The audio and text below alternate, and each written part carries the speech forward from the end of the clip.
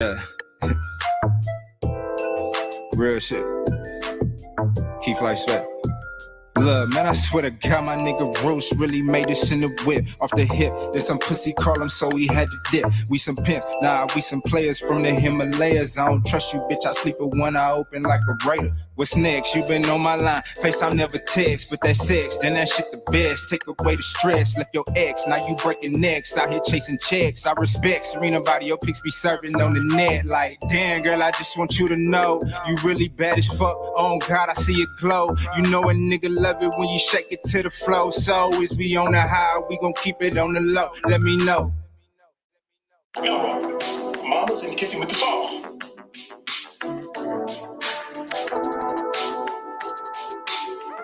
Yeah. Shout out my nigga Roots, man. Yeah, man. Keep Light Sweat. TK. Look, what the fuck you mean, bitch? I be going in. I'm going off this hen. Rest in peace, my brother hen. I yell his name to the end. That was my blood, was not a friend. He'll probably tell me, bruh, talk your shit again. So here I go, nigga. Oh, Ray Charles Shades can't see, dude. Yeah. Give your bitch the chills when I breeze through. Yeah. Most you niggas fake like see-through. Talking to the cops so much you probably bleed blue. You telling on people, fool, I can't fool with you. You be making it hot, I can't be cool with you. And your baby mama want me up her skirt. But we don't fuck with wet pussy, drop hers, that's first. So like a jet plane, high skirt. If it's about some money, I'm gonna try to make it work. If it's gonna get me paid, then I cannot be afraid. Fly as dark skinned nigga since Blade. Swagger cut you, nigga. Come through like fuck you, nigga. Fuck you, nigga. I come alive in the nighttime. My life is like a movie, a premiere on Lifetime. If it ain't wrong, it's at the right time. Slide like a motherfucker. With my brother, professional sucker duckers. Hey, always on to something, you ain't on nothing. My niggas got my back, so I'm never frontin'. Hey. Got the roots, he let the beats build, bitch. And we never switch. Even if I'm rich, I'll be broke like I'm Mitch. Niggas talking down, but that's headed in the wrong direction. But I knock that shit out like the boxing section. Cause they can't touch what they can't see. All I gotta do is be the same me. All I gotta do is keep it G. Always be the same me. While I'm solid, boy, they can't change me. No. What's going on? What's going on, man? We live from the boxing section, man. What's going down? What's going down? Yes, sir. Listen, man, we here tonight. I don't know where DJ at just yet, man. But yeah, man, we just gonna chop it up and shit, you know. Talk about these cars. You know, it's that day of the week, man. Shout out to Birdman, D-Man. Salute to my brother. Yes, sir. Yes, sir. We here. Rob G, salute to my brother. Let me put this link out real quick.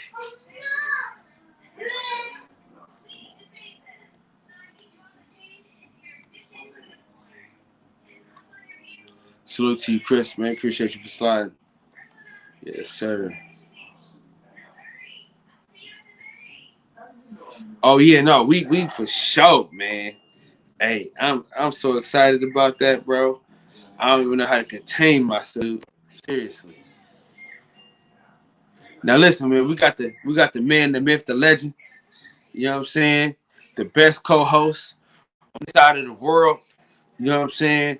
Damn that in the world. You know what I'm saying? The Coxman himself, man. My brother, you love him. I love him. My dog for life. OG. Santos. What's up, man? What up, Cal? What's up, family in the chat? Let me tell you, man, when you were making that announcement, you know, introduce. Can you hear me? Can you hear me?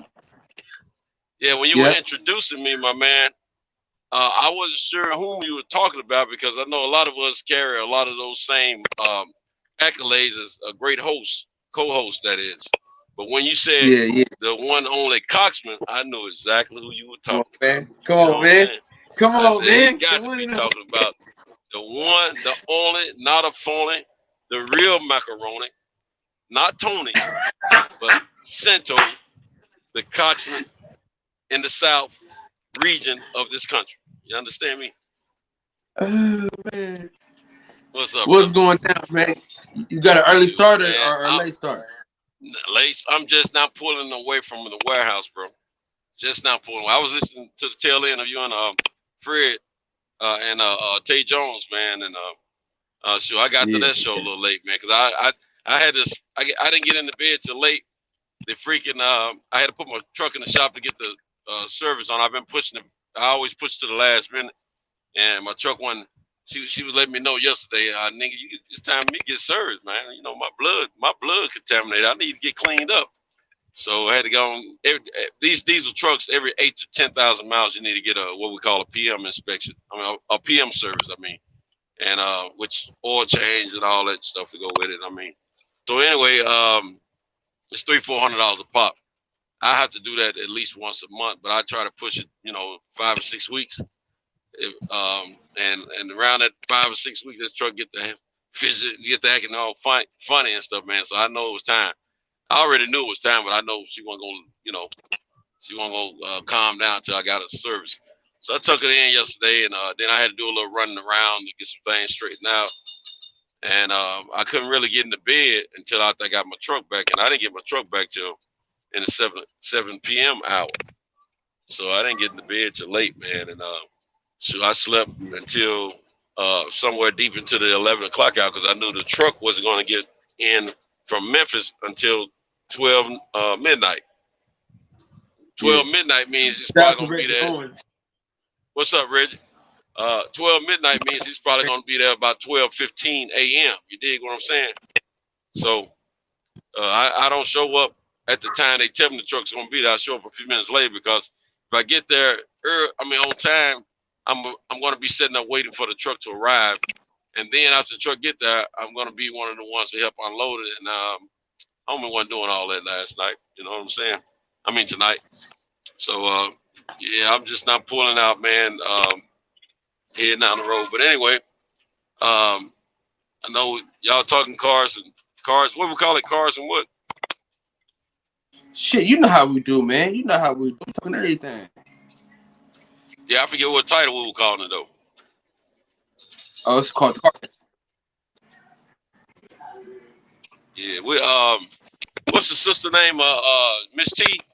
Is that her name, Miss T? That called in the Freds a lot. She got her own show now. Yeah, she been had it. Yeah, you're right. Deuce, what's up with it, man? But I just subbed to her recently, man, and What's popping, man? What's going down? What's up, man? What's that? Hey, man, you were supposed to come here 30 nights ago, man. Deuce times. You ain't been seeing the flyer. I did. I came on the other night. Y'all niggas was you had dipped off. The first night I didn't see it. I was kind of busy. The second night though, I came on. I didn't see it. That's popping though. That's popping. But I want to disassociate myself from that real quick. From what? From that conversation. Check this out, homie. What's up? I heard some shit you said yesterday. They coming on Fred's show. I was like, this nigga Kyle out of his mind. Nigga, you think that Diddy has better songs than Jermaine Dupri? For sure. Oh, this nigga crazy, bro. Than Jermaine Dupri. Bro, he got Biggie, Mary J, 112, Mace. What are we talking about? Jadakiss. I mean, The Lock. No. Bro. What are we talking about here? Diddy cannot even program a drum beat, bro. What the hell are you talking about? Jermaine Dupri writes songs and make beats. Yeah, I was just thinking about the same thing on that one, Cal. If they do a versus, yeah, they do a versus, bro. If they do a versus, Jermaine can't hold up.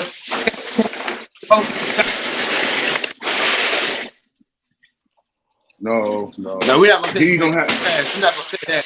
We're not gonna say that, Taylor Bill. Bro. Okay. I'm just in time. Shit, boy. What's up, man? Bro? Yeah, I called you earlier to do a production meeting. There he is. Sleep.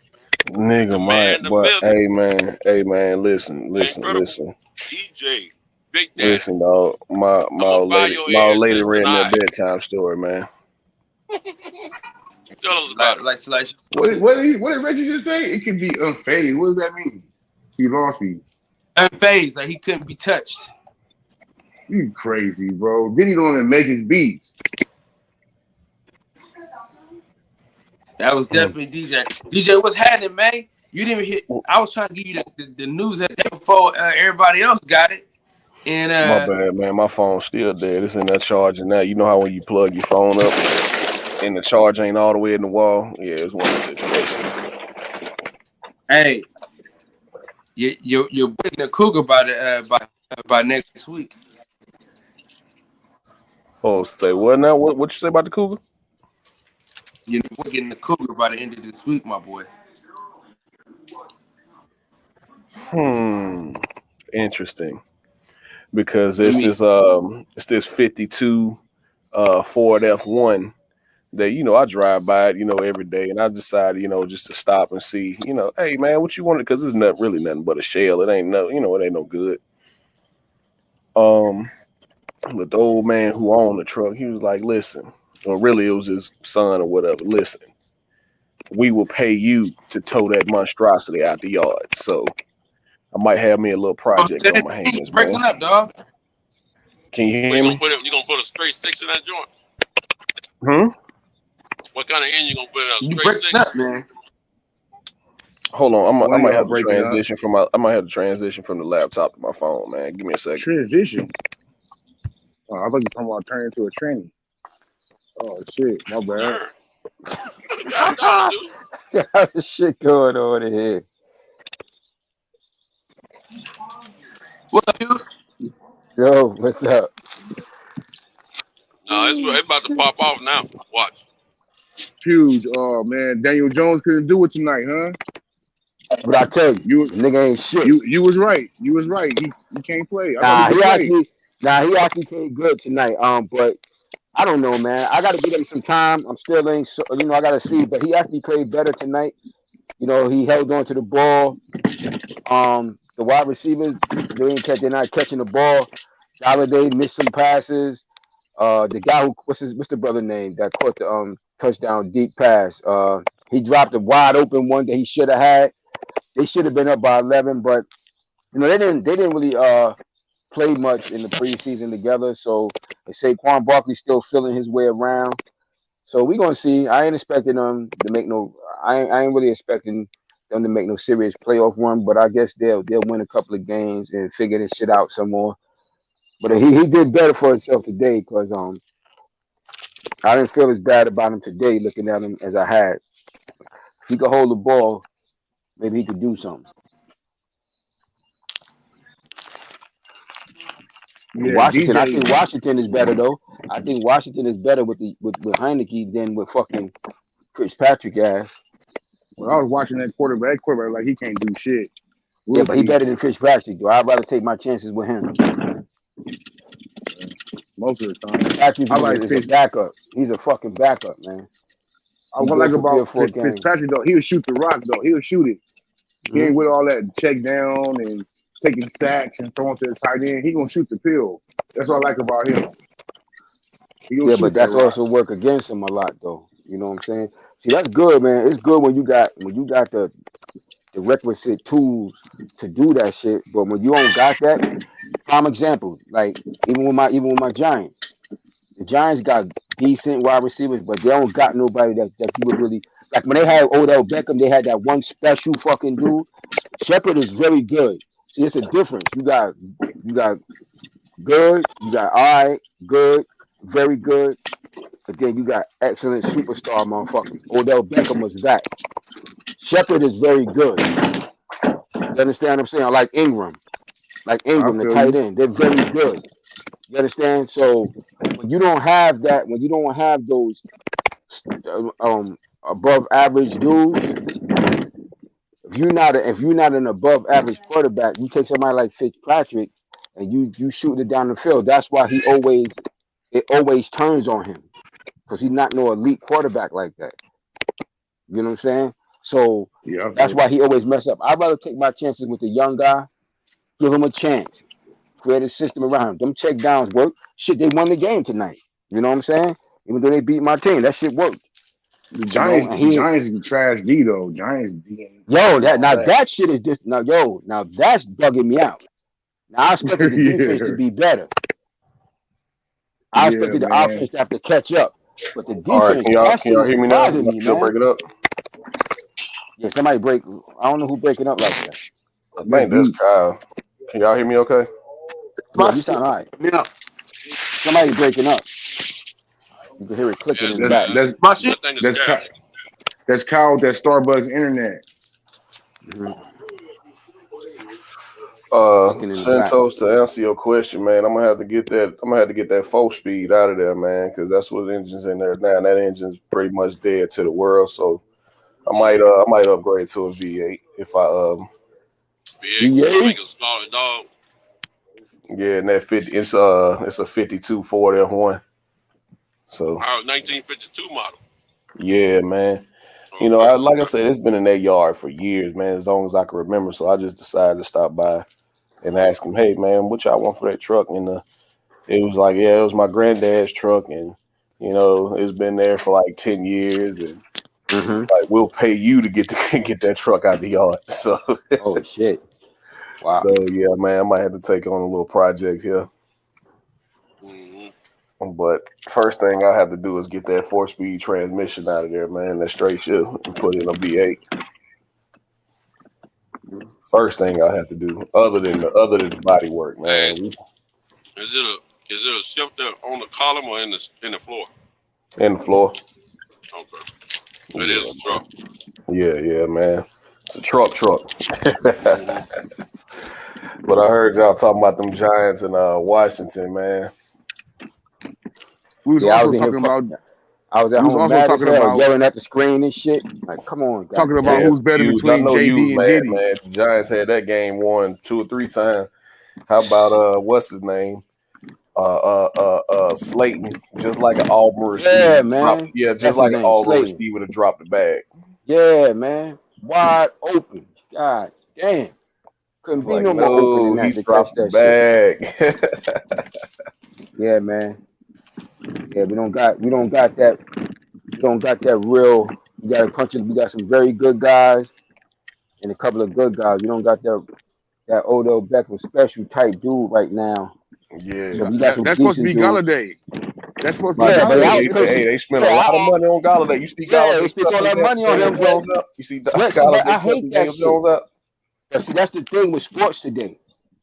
Like you got guys getting superstar money, they ain't fucking superstars, man. I hate that shit. This man. ain't that That era. NFL. Like it was a time back when I was growing up, only the superstars got that kind of money. But you could just be average and you're gonna get paid like you're a superstar. But Galladay falls NFL, in it that don't matter what they say category. though. He falls in that category of somebody that's good to very good. You understand what I'm saying? He falls in that category. Yeah. And that's why you saw what you saw tonight. That's why you saw, and I saw him on the sidelines trying to chew Daniel Jones. I was like, fuck. I was like, yo, what?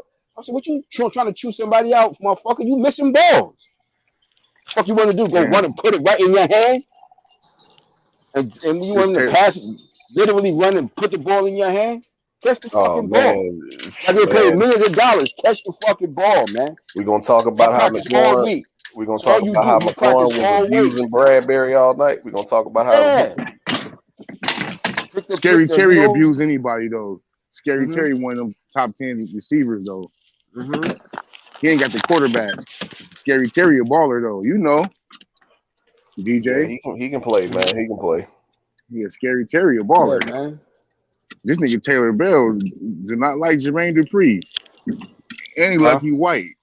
This Taylor Bell guy in the comment section. Can you hear me? Nah, are they talking about that shit with P Diddy and yeah. Yeah, we Somebody can did hear P Diddy and Jermaine Dupri? Jermaine Dupri was smoke P. Nah, it's not. Listen. It's not based. I'm gonna say this. Look, it's not based on. Like I heard you saying about whether he know the music or not. That ain't got shit to do with it. Cause when they doing them songs, they giving Puff credit for making them songs, and that's what they gonna be going up against.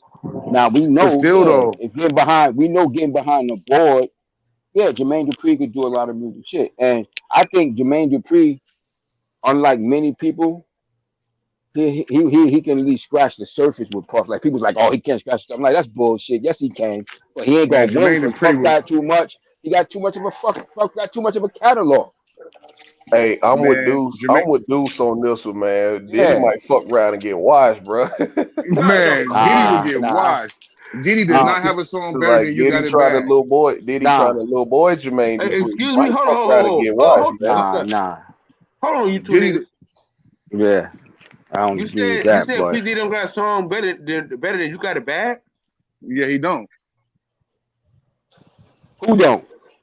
Jermaine, Who said Diddy. You said Diddy? Hey, wait a minute. When you Don't got saying a better song than Diddy, You Got It Bad? Are you out your fucking mind? yo, What you song he has bugging, better bro. than that? You bugging, bro.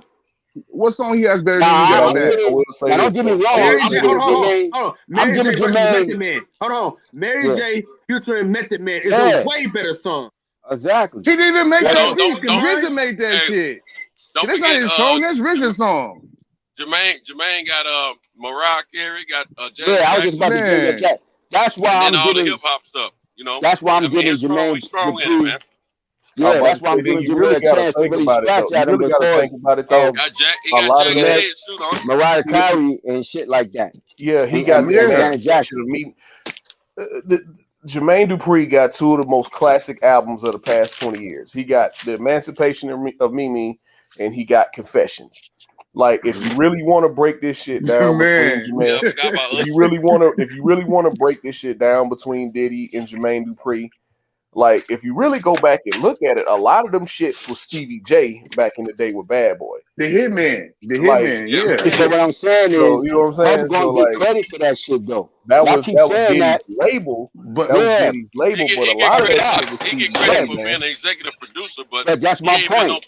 he ain't no But my creative point person. is, those when aren't they're his talking songs about though. that, yeah, but my point is, he gonna use that shit. Those are he gonna use his songs. He gonna Yeah, he's because he was supposed that to. label. He got He's paid gonna off of it. use He's that supposed to. shit. Yeah, he's gonna use that shit, and that's what I'm talking about. Like we know Yeah. he ain't really the one who in the studio doing that shit. But when he do that verses, he using all that shit, man.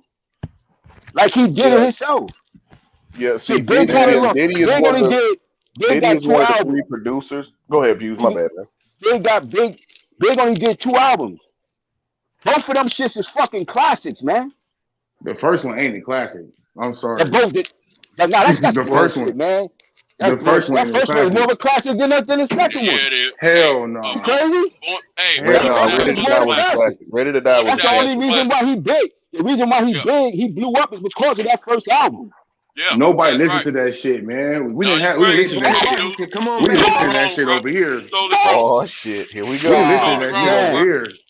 We Hey, didn't y'all listen about to to get that off. shit. Yo, I'm I about love to. it when Yo, I'm about to. you Y'all got me call me ready to Big retire from Papa. YouTube with Hey, this shit, man. I love it when you call me Big Papa. What? That That's shit a is classic. that's a worldwide anthem. Those are Classic. radio songs, though, bro. You You two can't go niggas on the out It of don't album your cuts matter. fucking with that. mind, What are you bro. talking That about? was Oh on that. It's man, not No, an that was album on that cut. album. 2 songs, bro. 2 it ain't no songs. 2 songs. It ain't 2 no 2 songs. songs, man. It is Not 2 even. songs, man. Oh my gosh, I can't do it. I can't. Let me back. Let me Niggas didn't back. I listen gotta to back. that shit. I gotta Niggas back out weren't of this listening to that shit. shit in LA. I gotta back out of Niggas this didn't. shit. Only thing I niggas gotta listened back to out was of the this radio shit. songs. We ain't listening to that shit. Out of this shit. You got In your fucking mind, '94, bro. in '94, we weren't listening to that I'm shit. done. Hey, it was In multi-platinum, '94, bro. It was bro, multi-platinum. Man, watch him. Get in on this. It was multi-platinum. Salute. I just want to say that Jermaine Dupri wrote all of Escape music. He wrote all of Criss Right, Cross right. music. He's in the Songwriters Hall of Fame. Puffy never produced one beat ever. It was the Hitman, D-Dot, Angelique, Right. the Mad Rapper. Everybody who been around knows Don't this. forget Puffy Stevie ain't never J. Don't produced. forget Stevie And J. Puffy, and you Stevie J part of the can't use Hitman. those Stevie J songs. is part of the Hitman. Stevie J Yeah, is part of the yeah. You Hitman. can't forget it. Yeah, Stevie J. So basically, Puffy is a face. He's never produced one piece of music ever in his life. No, So one and Jermaine thing. Dupri, That's not and don't true. forget, and let's not forget before I'm gonna hit it and quit it. Jermaine Dupri is in the Songwriters Hall of Fame. Puffy will never be there because he ain't never wrote a What the fuck goddamn does it have to thing. do with the verses, though? It's the verses. If his Don't worry. face is Don't on the don't Puffy, song, don't. it's his what I'm song. saying, Kyle, he ain't never produced no music, Kyle, and I he ain't don't never give had a a song by himself. Puffy don't have music by himself. There's not He don't one write song nothing, man. that you know that Puffy has by himself. He don't do it. So you gonna You hear don't need Puffy some more in verses, features. though. You do. A versus is your music. Man, I'm gonna tell you what's gonna happen. I'm gonna tell you what's gonna happen if these two face off. It's gonna be some shit like what it was with Manny Fresh and Scott Storch. Like Scott Storch was playing a lot of Dr. Dre shit. It was just some shit that he might have played one chord with on certain songs, but hey, he get a producer credit for that. Like when he played keys on that Still Dre, like he get credit for that, even though that's Dr. Dre shit. Like a lot of the shit that he was doing wasn't necessarily his beats, but he was getting credit for it because he might have played a guitar chord or some piano keys on it. But Diddy is one of the few guys in this thing that has a cheat code. No matter what happens, no matter how bad Jermaine Dupri is gonna start watching him in this battle, he can play a Biggie song, just like Swiss Beats can play any DMX song, and people gonna fuck with it. Just like Timbaland, anytime Timbaland can get ready. Biggie only had 2 albums, and Biggie only got a few hits. Anytime Biggie only got a few hits. Anytime Timbaland got ready, he could go in that Aaliyah bag, and people's gonna fuck with it. So nah. Hey, I just wanted to say this, Kyle. This show sound like shit. Somebody playing audio in the background. One of y'all playing YouTube in the background sound like shit. That's all I'm gonna say. Peace. Who the hell is that? Yeah, you can hear it in the background. Yeah, you can hear it, man. Somebody playing YouTube in the background. Show sound like shit. Thank you, Reggie. So who got YouTube playing in the background? It was nobody now. I think it might have been Deuce. Yeah, might have been. You can hear it. My phone on mute. Let me tell you this though. Y'all out of y'all fucking mind. Listen, if the nigga P. Diddy even said a line, if he even talked on the intro to your fucking song, it's his song. Can't you see? Yeah, he gonna claim it. To me? Fact. No. Come on, man. Y'all motherfuckers. He gonna get credit for every. He gonna get credit. That's total. That's not his song. That's total. That's not his song. That's total. No, you're not understanding it. What he's saying is that he's gonna use it in the verses. He never produced. He didn't produce that song. You said he didn't produce it. Puffy don't produce music. Puffy's not a producer. The best way to do this is Google. Hold on, I'm gonna just Google this, man. I'm gonna just Google this. That's like saying Master P is not a producer. Master P does not produce music. He may be the executive producer, meaning he helped put the album together. He didn't produce nothing. It's a difference between. It's a difference. Well, that's all I'm saying. It's a difference. We're not arguing that. I'm not arguing that. I'm saying is, as an executive producer, he gonna put if his name is on that shit, he's gonna use that in the verses. We're not saying that he actually was in there doing it, but he's going to use that shit. Believe me. Listen, it don't matter if he's doing it or not. He put the people in the room to be who they were. If it wasn't for him, they wouldn't be in the room. So hold on, let me do this. Let me do this real quick. Since niggas are out of their fucking mind. I need a girl. I'll be missing you. More money, more power. He didn't produce those songs, cuz. Hold on, let a nigga talk, cuz. Listen. You showed last night. All About the Benjamins, Pastor Cavassier, Boom Boom Boom. You know that BTK is a big song. Let me see. Come with me. R. Kelly produced that. I don't give a bro. He was on the fucking song, bro. Goddamn. What the fuck are you talking about, bro? Yeah, that's what I'm saying. He's using those songs. Hold on, wait. I don't want to know. Notorious B.I.G. He had that song. Feature for the DEA. Come on, man. Quit horsing around.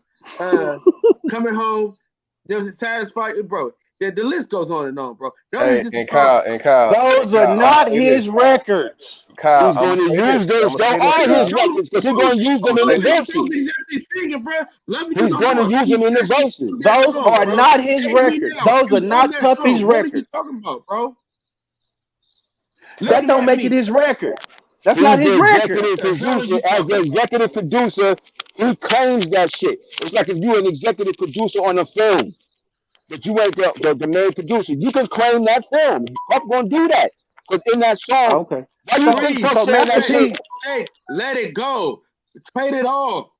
I've been around the world and Come on, that's man. a remake. I know he ain't actually produced those songs in the sense of being on the board and doing all that shit. But those are the songs that he can lay claim to, and he's gonna use them shits in the verses. So what I'm saying is that's the difference between him and Jermaine Dupri. Jermaine Dupri wrote the song, sat down, made the beat, and then everything. So that's called producing. It's a difference. So you can't compare Puffy to JD. You can't do it because Puffy Yeah, don't we have a still not resume to getting be it. compared. We not arguing, and that's All we right. missing the argument. That's not the argument we That's not the making. argument, bro. Listen, That's listen. not the Let argument me we say this making. slowly. Let me say it slowly. I know my audio was fucked up, but let me say this shit slowly. Okay? Please. Let me say it slowly, okay? Jermaine Dupri Okay. is a better composer, a better writer of songs than Puff Daddy. That is true. Okay. Two things can be Yes. true at the same time. In a verses, as long as P. Diddy's name is attached to the song, it's his song, and he can use the song against Jermaine Dupri at any given time. Oh, see, I didn't know y'all was looking at it like that. I'm thinking y'all talking about producer against producer. That's the way I was looking at it. I was looking at it as though, hell no. Man, as long as Hell you, no. okay. that's what I said. Hell That's no. why I You was talking saying. about for the That's why I was verses. saying the shit I was saying about Scott Storch. Yeah. Like Scott Storch, Okay. when he did the producer versus producer battle with Manny Fresh kept saying during the battle, wait a minute, that's Dr. Dre beat. Oh, wait a minute, that's Swiss shit. What you doing? It's like, I played the keys on it, or I played the chord or so on this one. As long as you associated with the song in any way, you can use it in the battle. Perfect But example. even with that being said, like a lot of that shit, like you go back and you look at the My Way album with Usher, you look at fucking the Confessions album with Usher. Don't even make it, like, people might laugh now, but Bow Wow first 2 or 3 albums, bro, like them Yeah. shit was number Crisscross one too. albums. Crisscross too. He got number Crisscross too. one That shit was a album. mega hit. Crisscross album was fucking a mega Right, hit, man. he can go in Crisscross, Escape, like, man, come on, man, they gonna quit playing with Yeah. Don't JD. forget about Prime don't example. forget about Funkified. Funkified Yeah, was Yeah, don't great. forget Funkified. about Hell it. yeah. Like Hell yeah. Funkified was a But big the hit. First prime female example to is ever this. go platinum. Let's First show you what we female ever talking go about. platinum. Produced by Jermaine Dupri. Let's Yeah, go, yeah. Jermaine Dupri. Yeah, the Yeah, Nah, the but best and then he female rapper produced one ever. of Janet albums. Like, man, come on, Yeah, dog. but check it though. But check it though. But I'm Hey, saying he is did this. Janet Prime album, Jenny example. Folk. Prime example is this. Now, but most people don't realize, like, when we saw that verses with the Locks versus Dipset, and you heard the Locks get it Benjamin, that Benjamin song is Puffy's song. That shit was on his album. Yeah, they They wrote wrote it, that but though. They that's But wrote they it. wrote They it. wrote But it. I'm saying, They but they wrote wrote it. But that song is technically on Puff's Man, album. man, these New York niggas think everything is fucking You started in New York. understand? Man, nobody dissing that motherfucking shit. It's part of Nobody give a no. fuck about no It ain't no motherfucking New everything. York. Nah, All about the don't even start Benjamins. that shit. I ain't We even was trying to go not. to that I love argument. New We I York. don't we even go was to I not. that. love New We York. all right, was I all not right, love listening my to all that right, city. all all about right. the So, I But hey, Benjamins. love I New don't want to York. everybody go to can't that talk over each other. argument. Everybody We can't don't talk listen over to each that other. shit. Nah, but I don't want to even go to that argument because the facts is the fucking facts. I don't care what you believe. The facts is the facts. Now, you brought that What is the argument in because I facts? wasn't What is going the there. facts? Because I wasn't going there. If you want to talk about the music, the hip hop music, this is where the shit started at. But I wasn't going there. You took That's that a shit fucking there. lie. That's a You fucking took lie. it That's what they there. tell you. That's what No, they not, tell you. man. Here we Crips was go. Here we rapping. go. Crips was rapping in Here we go. '69. Here we go. Crips. Here we go. That's what they tell Here you. we We go. was rapping in Here L.A. you too. go.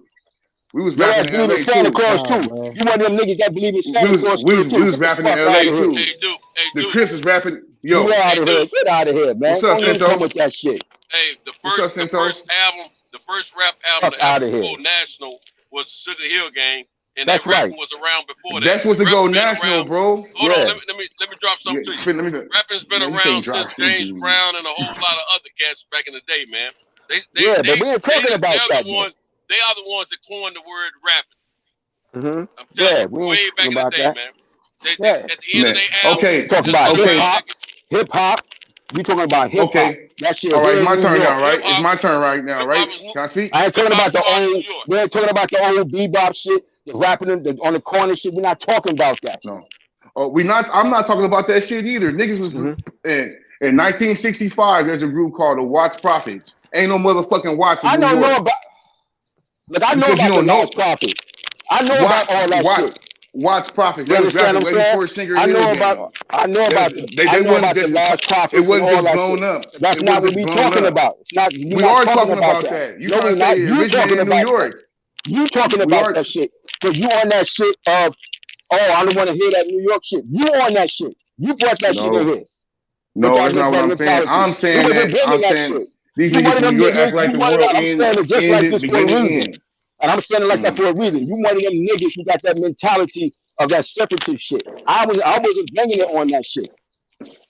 America is a fucking America. I don't look at that shit as a West Coast. That's not what we talking about, man. We're not yes, it is. That's why you said. That's why you said that shit about y'all New York niggas think y'all shit. Nigga, this America, man.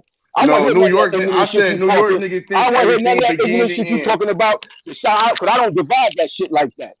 You bringing that shit in here.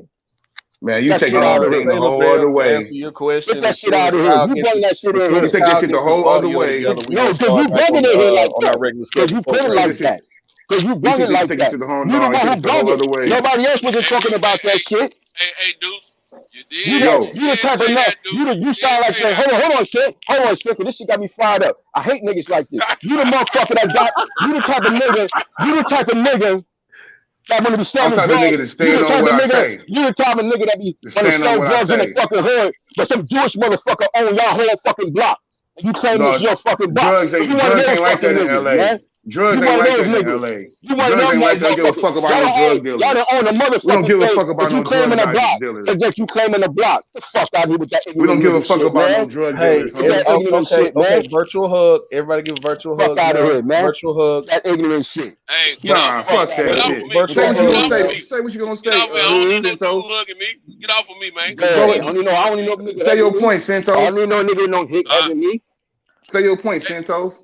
Nigga think he gonna preach to me. Give me a fucking break. I ain't no fuck. I don't gotta preach to you shit. I'm letting you know what time it is, nigga. You ain't. Hey, check it out. You know what time it is. Check it out, though. I gotta watch. Check it out. Peace be still. Let's talk about. I had a question tonight anyway for everybody. I need to know what's your body count on cute chubby chicks. On what? How many cute chubby chicks have y'all, knocked down over the years? I need to know what your body count is. I done knocked down my fair share. I told you that the other night. A lot. I told you that the other night. Yeah, let's go around and take a toll. I told you that the other night. I done knocked down my fair share of my. I only fuck with fat bitches, so it don't matter. They got that good. What you say, dude? You ain't never knocked one down? I said I only fuck with fat bitches, so it don't matter. Oh, you got a lot. Dudes know something. Dudes know something.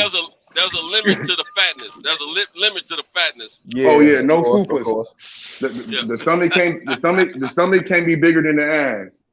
It can be wide, but it can't poke out bigger than the ass. That's bad. So we gonna call them juicy. Okay, chicks. Kyle, you got your audio together, brother? Man, I'm praying. I'm praying. So wifey just came back with her computer. Hey, we're gonna call it juicy chicks.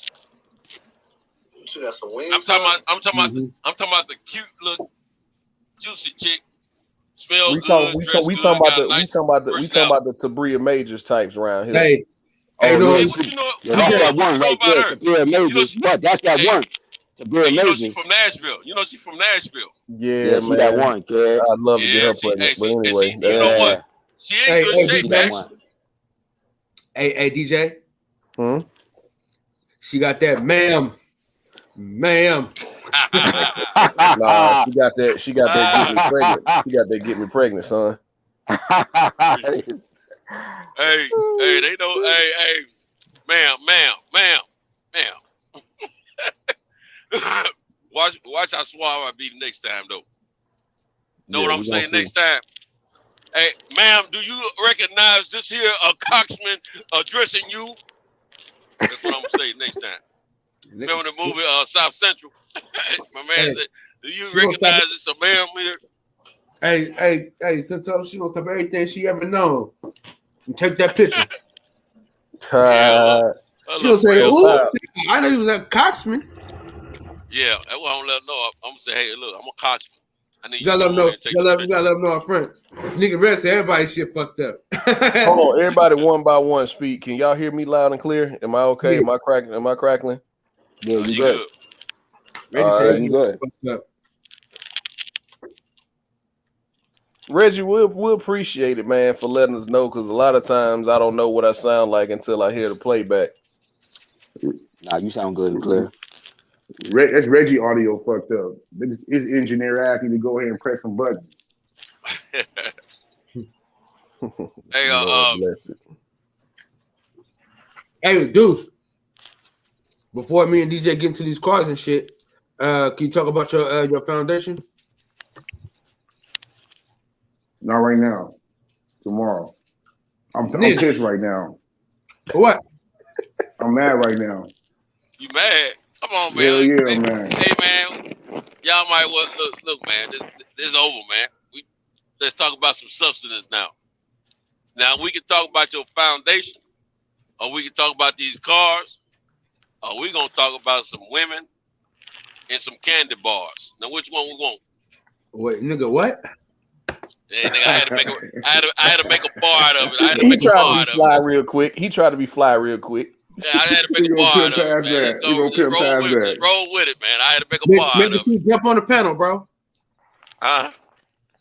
Who's on the panel? I'm trying to get Major Q on there, but I gotta make sure that he show his whole entire. He got a pop lock because the last time they used his fucking picture to get me last time and shit.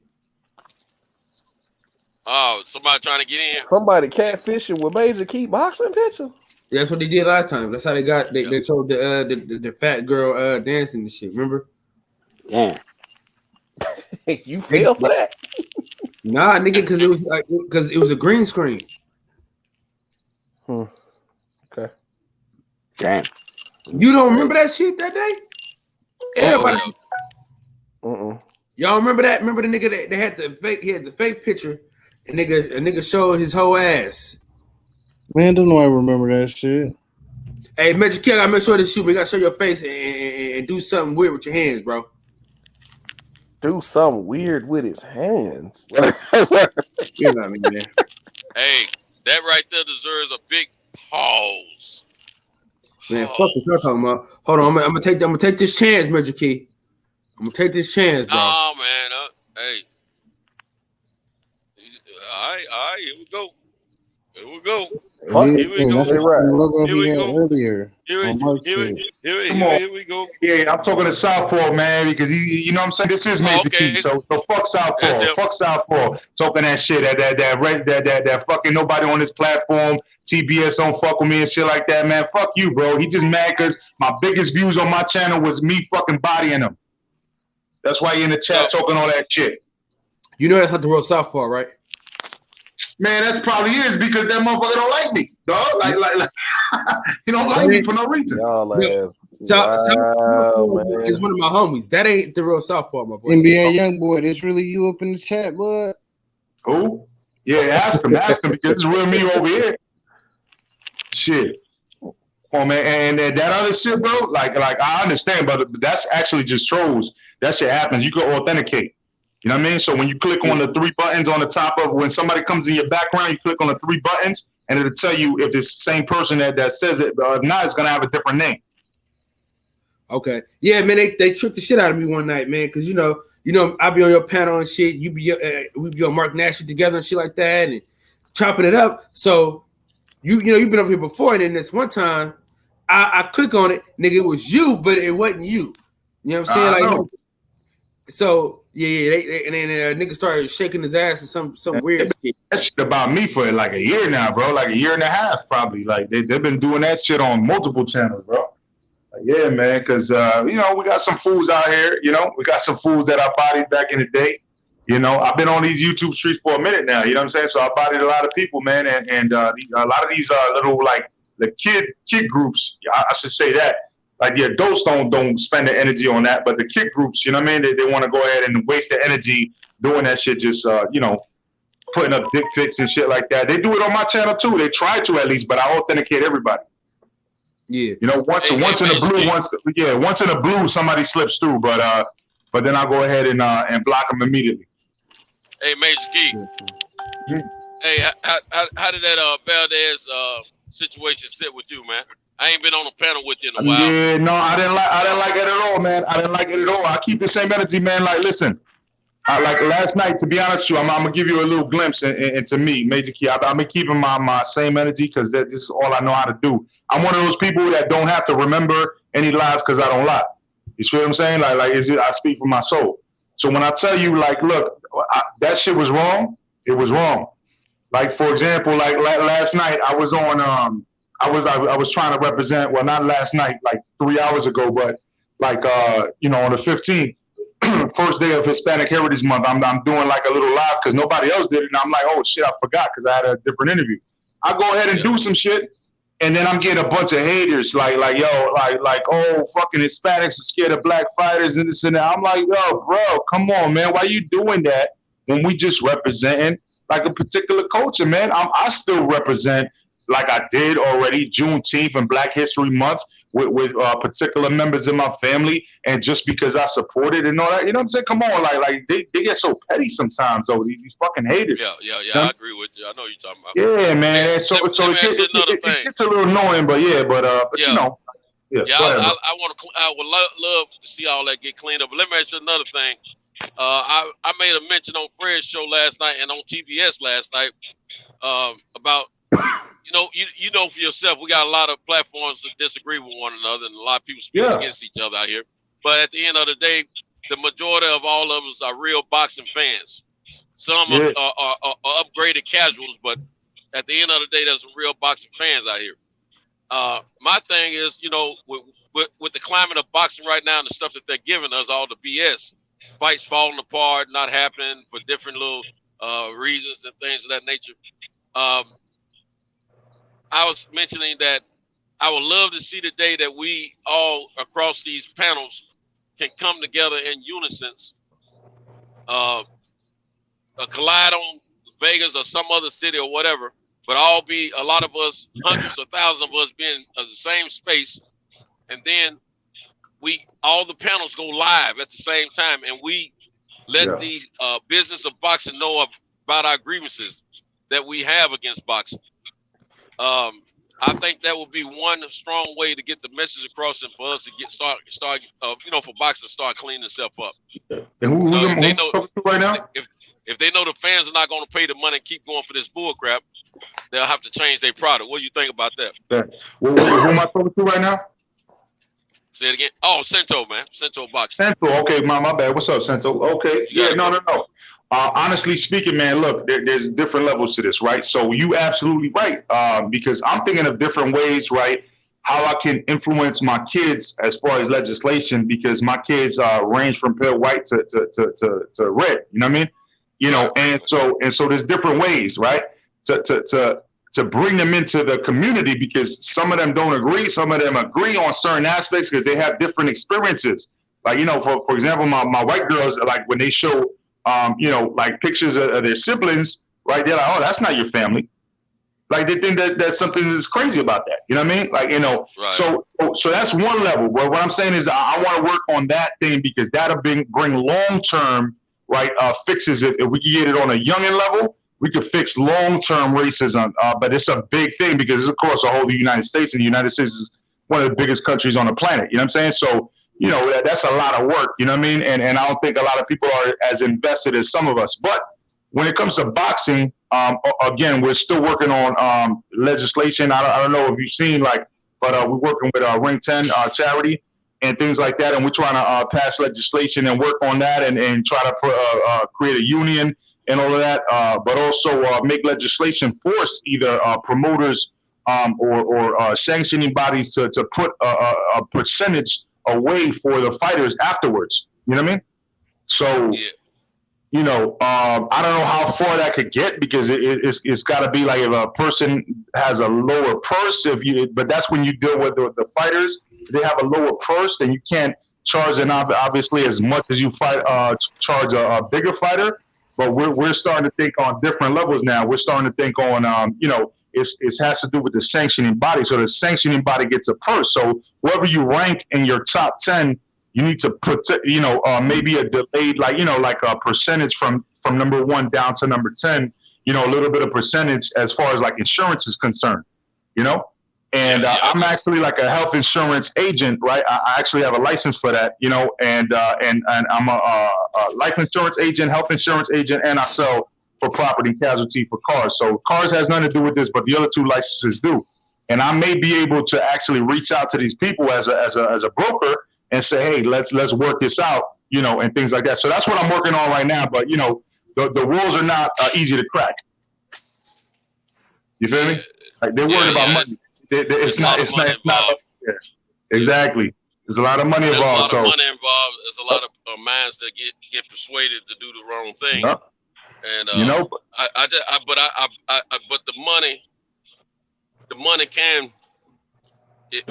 We love boxing so much. It's hard for us to imagine not watching it. First of all, and supporting it to some extent. But at the same time, if we, the true hardcore fans, if we all could come put our differences to the side and come together and let them know how we feel, and we actually do a little semi-boycott at least, and let them know that they're not going to be getting all these gates and all these pay-per-view sales if they're not going to give us the best fights, and they're not going to stop all this cheating and whatever is going on in the sport of boxing.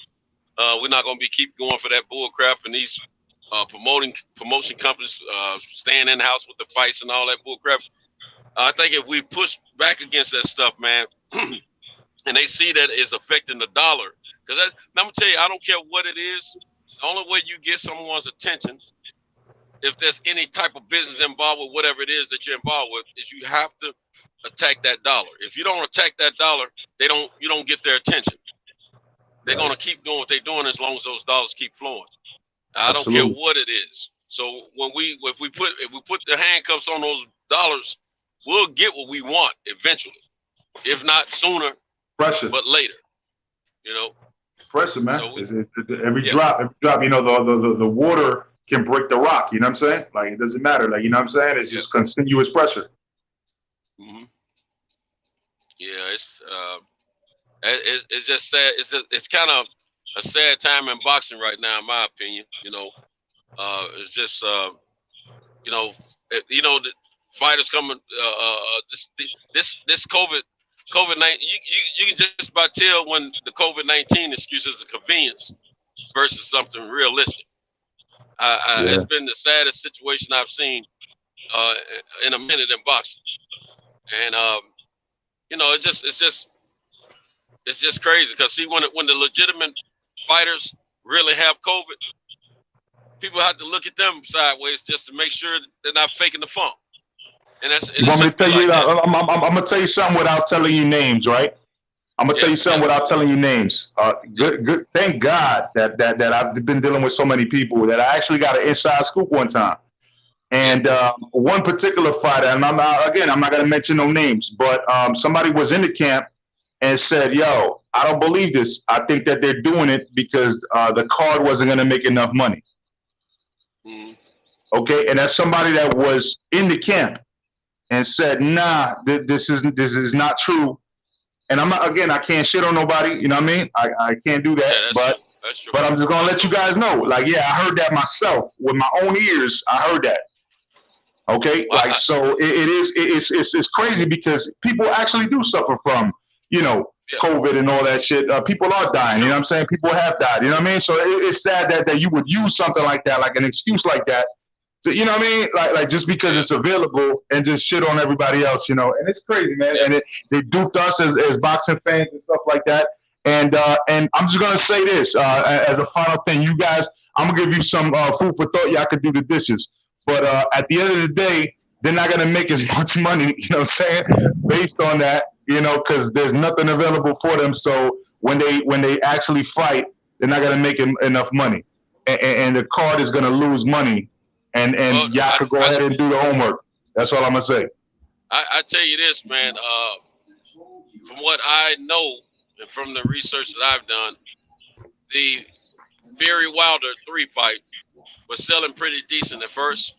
The most expensive seats were already sold, and the ticket sales just pretty much ceased when that COVID-19 excuse came out.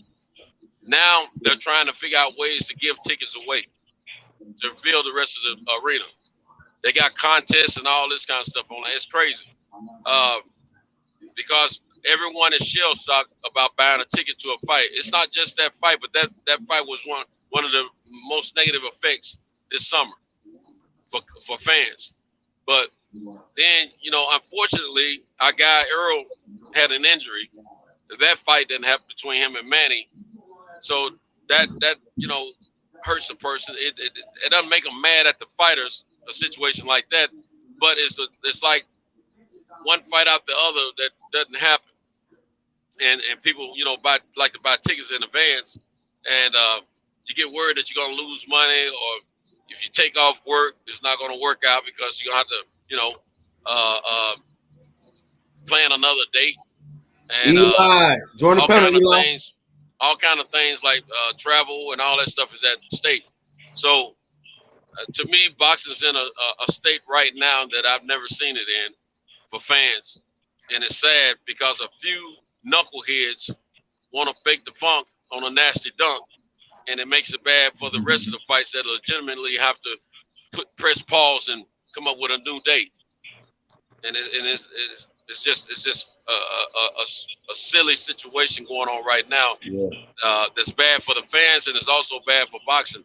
But at the same time, if we squeeze that dollar tighter and let them know we're not letting go until you guys hear our grievances and act on them in a positive way, I think we'll see a little change in boxing for the moment anyway. Yeah, man. I'm gonna bounce off though. I only jumped on because I thought this dude was gonna jump on, but he didn't jump on. So, but shout out to y'all, man. It was an interesting dialogue anyway. Hey, Magic, you gonna have to jump on sometimes, all the time, anyway, dog. Yeah, I got you, brother. But I got this new schedule. I'll be working early and shit, man. You go late, you know what I mean? So, but I got you though, man. Anytime I see you live, I always click the link, bro. And you know what I'm saying? I came through, I was just coming through to give you a view and smash the like button, and I see somebody talking shit in the chat, so I clicked the damn StreamYard. But besides that, man, shout out to Monty Brown in the chat. You know what I mean? Like, shout out to everybody on the panel over here, man. Y'all have a great night, man. Salute. For sure, all right, you too, man. All right, y'all. So listen, Monty Brown. Me and DJ about to get into these cars, bro. I gotta show y'all what we. Oh, my boy, Eli. There you go with that bullshit. Eli Zachary, what's good? What's good, fam? What's good? What's good, y'all? What's good, Eli? Hey, you know that's our shit from now on, right? Bruh, I know. That's gonna be my bull. That's gonna be my shit to respond. I go that yeah. All right, so now what's going on with y'all? So this is the first car on the table, right? Before we reach the pinnacle. So this is the first one on the table. So this one right here, this is my shit too. I ain't gonna lie. The color is phenomenal. You know what I'm saying? Let me see. Go here with it. So that's one. Okay. You know what I mean? Y'all take a quick gander at that. I know why you want that, because you want to put that gold on it. Nah, I ain't fucking with that. I ain't touching no doors with that motherfucker, dog. No, I ain't talking about the dough. I'm saying you want to put that gold. Oh, you already know that. You know that's a town nigga trait. You know that. Yeah. You still into that gold trimming, man? Come on, man. It's a pig pork, it's an elephant heavy, it's water wet. You damn Skippy. Mm-hmm. I don't know about that. That was a trend. That was a trendy level of pimping back then. Now, if you go back to the days of the 70s when Superfly them was Superfly in the cars, I roll with that. Shoot, that was pimping around the world right there, boy. Ain't shit changed. Rent still do. Say, Oakland niggas do that. Oakland niggas do that like Houston niggas do swingers, bro. That shit ain't changing. Oh, okay. Right, just about to say that. Just like them Houston niggas ain't getting rid of them swingers, Eli. Not just Houston niggas. Austin niggas do the swingers too, man. Okay. So that's just a Texas thing, man. I got 2 outside sitting on them bowls right now, man. You know what I'm saying? I got 2 cars sitting outside on them bowls, man. I'm an annual slab rider, Texas, all the way. Hey, my partner and them, shit, they talk about that shit all the time. My partner from Conroe, down there from South Park, bro. When we were young, that nigga put that Park Ave on them swingers. He bowls and bowls, bro, coming through on me, motherfucker. I said, I got an 84 Buick Mercedes. That's it. That's the lick. That bitch ain't complete yet. It's getting there. Mm-hmm. Mm-hmm. That's a South Texas. That's like a South Texas thing right there, bro. Man, my mom used to have a '76 Buick LeSabre. It was like a raspberry color, white Mm-hmm. top. Man, that song was so gorgeous, man. Man, my mom was on that beer one night, man. Break that summer gun, man, against one of them. It was an old light pole, not the pole itself, but the base part of it. And they took the light off of the pole part, but they never moved the base part of it. She ran in that joint and towed that car out, man. Oh. She gonna come home trying to act like it wasn't her fault, man. Yeah, thank you, heart, man. Join the panel, champ. My mom was on that beer that night, man. She don't walk. I think she came home before the police showed us, what I believe. She never did admit or say that, but now I was thinking about it last week. We were talking about cars, man. I just didn't bring it up. But I said, shoot, I believe mom came home before she talked to the police because she was lit that night, man. All right, now this the second one. This that second one right here. Now this is that heat. After I show y'all this, then you can go ahead, Eli. Mm-hmm. Hey, can you give us a close up on that, sir? Yeah, what's that? Mustang? I can't. Who the hell said Mustang? That was me. What's that? Mustang on fire? Thunderbird. What's that? Come on, man. Come horsing around, man. That's a cougar, dog. Oh, okay. I can't. Shit, that bitch little bit. Yeah. It's a drop. It's a drop cougar. Sitting. I'm about to have it sitting on wires, Vogues, not Michelin tires. You dig what I'm saying? Hey, Kyle, if you wanted to see the flies, motherfucking old school, back in the day, bro, Kappa Beach, fucking and Galveston back in the day, bro, 99.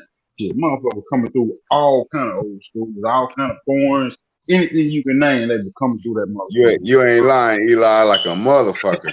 Hey, what's up, Cletus? I'm just not noticing you on the panel, Cletus. I was just on the seawall a couple months ago. You know what I'm saying? Slab riding up and down that bitch. Bro, that crawling down the seawall, that shit. Say you talking about female, Kyle. Man, you can get stuck in traffic and you can hop out of your car and go get in somebody else's car and have a motherfucking ball, bro. I'm talking about the concert going down. They be choosy, Eli. They be choosy. Damn, I'm telling you, bro. It ain't no motherfucking game. You can get out your car, go hop in somebody else's shit, bro. You can play on the motherfucker be on the top of the car dance, and you can play in traffic. It was that fucking live. It was that, bro. Concert going on. Police ain't give a shit what you was doing. As long as you wasn't fighting, causing no bullshit, they ain't give a shit, bro. We out that bitch having a fucking ball. Cletus, how old are you, Cletus? You said what? What'd you say, Eli? I said, how old are you? I'm 34. Oh, you? How the fuck you know about the Capitol? Man, shit. Hey, look, I was bred in this game, man. My uncles is OGs. You know what I'm saying? Shit, they had me in the slab shit when I was probably about 6, 7. I'm in the slab. That's what I know. That's why I'm young nigga going to Capitol Beach. Cause I was young. That's why I asked you. I don't know about that shit. Cause I was like 13, 14, 15, 16. Shit, we skipped school to go to motherfucking Capitol. Hell yeah. That bitch was like a week-long affair too, bro. That bitch was lit. Got any more picks, Cal? You said what? You have any more picks? Man, that's what I'm trying to do right now and shit.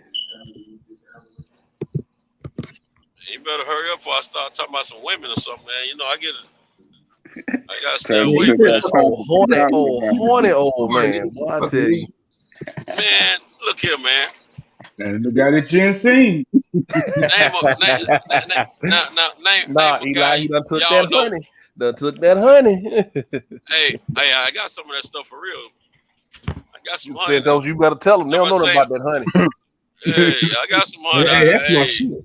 That's my shit. Shit. Take that honey, nail land to the floor, goddamn.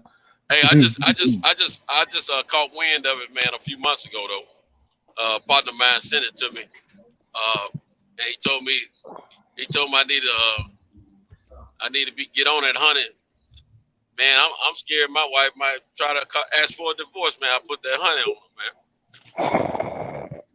'Cause I mean, nah, my wife ain't asked me nothing but what you want for breakfast. Yeah, see your wife young though. See your wife young. See, my wife's 62 years old, and see she you know, I'm a coxman already. To apply the honey to my abilities as a coxman, it might be too strong for her, man.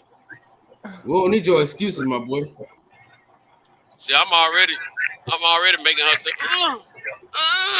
Oh my God, Kyle, what a picture, Kyle, what a picture, Kyle, what a picture. You in violation. Yo, that's in violation. Yo, talk about that truck again, bro. I couldn't even hear you about the truck, bro. Can you explain that situation again? Yeah, man, it's this older guy around my way, man. He has this a 1951 Ford F1 in his yard. That was a 52, man. 51 or 52? No, it's 51. I thought you said 52 earlier. 51. Anyway,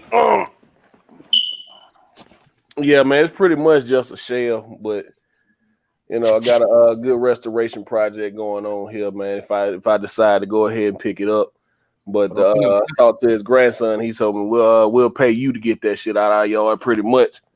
So, yeah, man, Is it a rust bucket? Oh, for sure, man. It's been sitting there 10 years, grass around and everything. Probably got grass in it.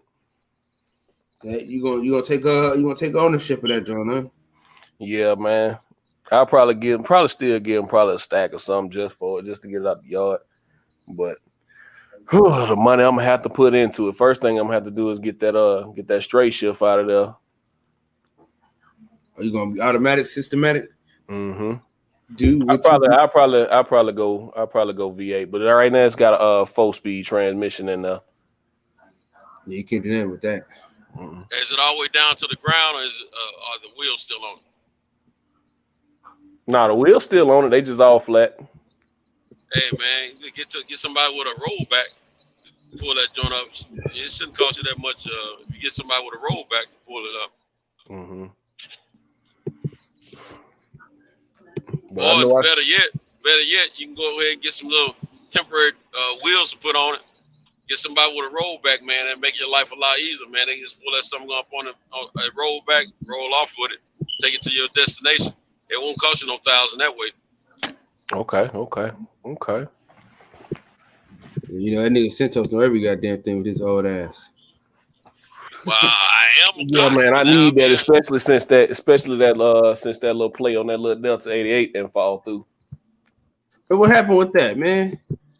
Man, he ended up giving it to his nephew or some shit, cousin, some shit like that. He ended up giving it to them, man. I was gonna buy it from him, but he was talking about something crazy, man. He was I won't buy $13,000-$14,000 for it. It was a 79 Delta 88. Oh, it ain't even that authentic. I mean, that classic. Right, man. But I mean, it was in good shape though, man, because it was an older guy who had it.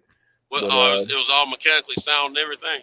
Oh yeah, man, it was in great shape. Okay, He took that's great a care little of the different car. then. I thought maybe it was something you got to work on. No, man. It was in great shape. I mean, it still has some stuff that I'd have to do to it, but So it's clean. yeah, it was clean, man. It was good and ready to go. But he ended up giving it to somebody else, man. I was kind of pissed off about that, but Hey, pugilists, do you remember in a Champion Heart? Do y'all remember when some cats used to have? They had them little decorative. It was a material, but they had little balls hanging from them. Not exactly curtains, but I think people used to add them to curtains. You know, to add a little decorative look to them. Some cats used to put them in their cars, man, around the door, above the door area. Yeah, man. I was thinking about finding an old school vehicle, fixing it up, man, putting them joints in there, man, and just freak it out. Just take it back to the 80s or 70s something on somebody. Yeah, that's going back to the 70s. Yeah, y'all really got me. You know,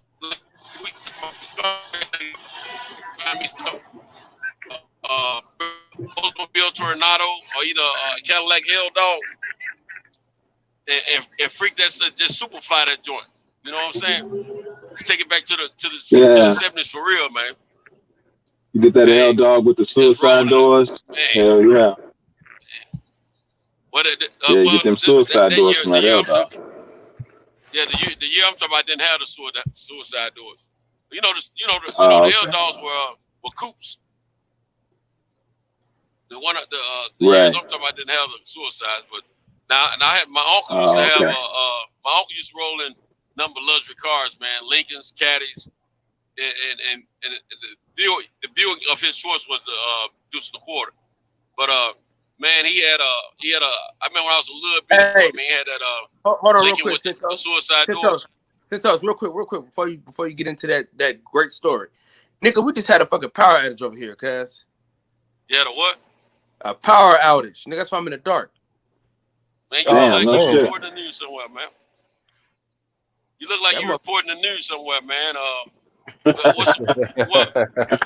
Oh, I see you in the dog now, man. Oh man. Yeah. Yes, baby, in the dark, in the dark. Hey, Oh, in the dark. Hey, Champ. Speaking of which, I still ain't watched Candyman because my wife won't watch it with me, and I'm scared to watch it by myself. Yeah, I said it. Yeah, hey, listen, I don't even fuck I with scary was movies. going. Yeah. y'all niggas Hey, too big my and uncle too old for that shit. Hey, quick question. put out Quick. this Let me highlight her real quick and then Centos get this, back to this your uncle story. that yeah, go ahead. Champ, what's going on, big dog? How you feeling? I'm good, man. What's up? Go ahead, Centos. Man, that was your only question. Nigga, I got- real Come on, man. oh, Hey, come on, man. You don't interrupt one of my final moments, man. But hey, now this particular uncle that I was telling y'all about, he was the gangster of the family back in the day. You know, that alpha male. He was slim with the tilted brim. You dig? Hey. I ain't bragging or boasting, but my uncle, man, that dude there, man. What I used to see in like the movies Superfly and several other movies. I had another uncle. I had one uncle. God is my witness, man. He favored Ron O'Neal a lot, and when he put them clothes on, I think he got more girls because he favored Ron O'Neal so much as Superfly. I don't know that to be true. He was getting women anyway, but I'm just saying, I think that probably upped his ante a little bit. You know what I'm saying? But hey, Centos. the uncle that I'm speaking of was the oldest, slim with the tilt. What What's up? what telling you? He said, man, I'm gonna send that young girl of yours up on Horace Road. You better have my money tonight. Boy, that nigga went play with that nigga, man. Freddie, you really fucked up now, Freddie. You don't know about no. Oh, you talking about the movie? You don't know about no fly, nigga. No, I'm talking real life story right now, bro.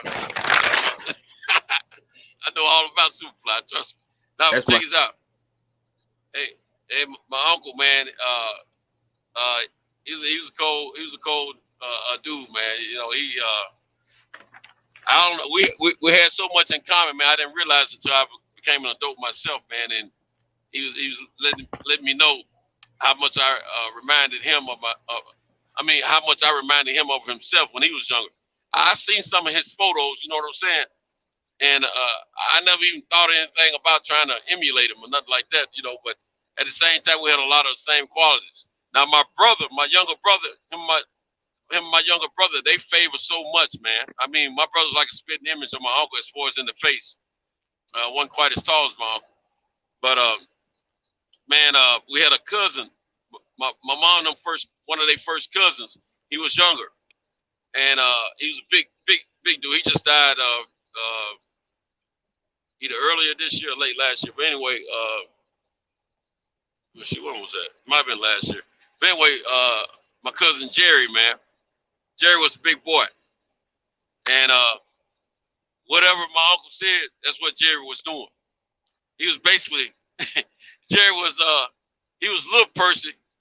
You know, they had Big Percy in the movie Uptown Saturday Night, I think.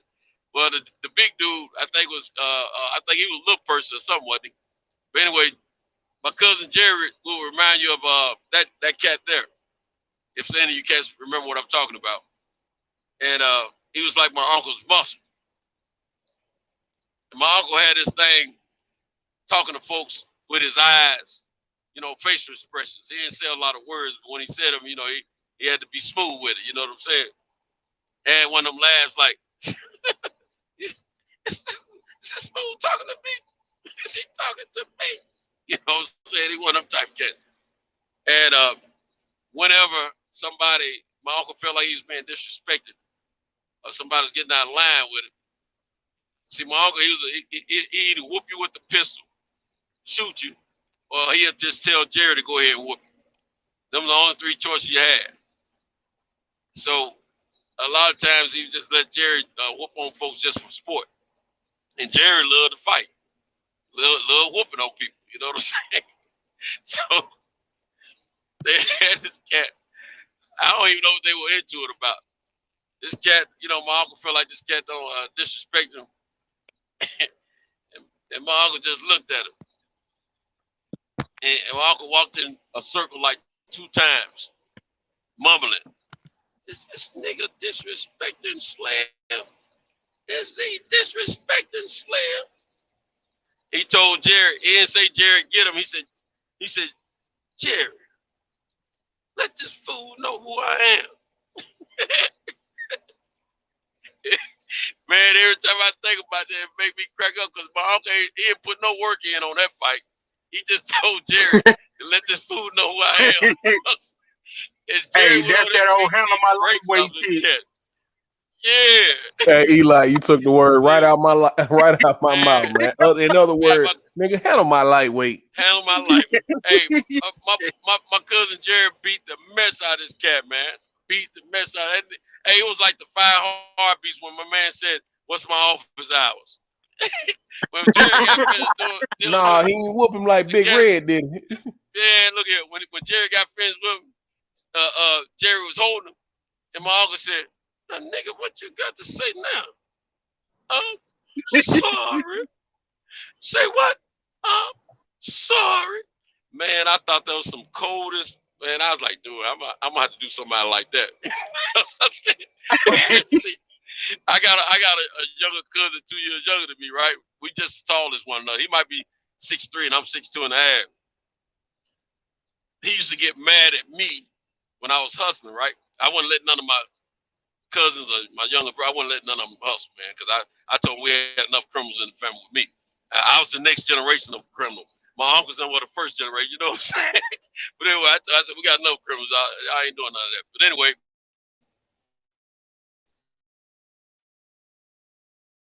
my cousin said, man, I can be out there handling that for you. I know you don't want me to sell no dope, but you can at least let me crack some of these niggas' heads, right? I said, look here, cuz. I told your mama, I promised her that I'm going to make sure you stay in school and graduate and stay out of trouble. Now, you don't graduate, now I got to keep you out of trouble. I said, it ain't about that. I ain't getting in this business to kill nobody. I said, it ain't worth all that. I said, they can't come to me no more unless he got my money. You know? No, cuz, they gonna think you soft. I said, every nigga out here know I ain't soft. But they think they can get over. You gotta let them think they're getting over. I said, it's gonna come a regular. The time will come, a regular to come. But he wanted to whoop people so bad, man. So what the nigga did, I went to prison, right? They found my ledger. Them niggas went and terrorized almost everything in that book, man. While I was in prison. They didn't tell me nothing about it until I got out. And the niggas that they terrorized came to me, hey, Toe, we cool, man? We cool? I said, yeah, we cool. What's up? Cause see, the money, I wasn't caring nothing about after I got out. I don't chop that part of my life off. I'm done. We cool. Well, man, your cousins, man, they whooped me about 3 times out here, man, cause until I got that money together, man. I just want to make sure you know I took care of that, man. I said, for real? I said, man, I'm sorry, man. I ain't know you going through all that. So I get with my cousin. I said, man, did y'all holler at such and such about some money that was owed to me?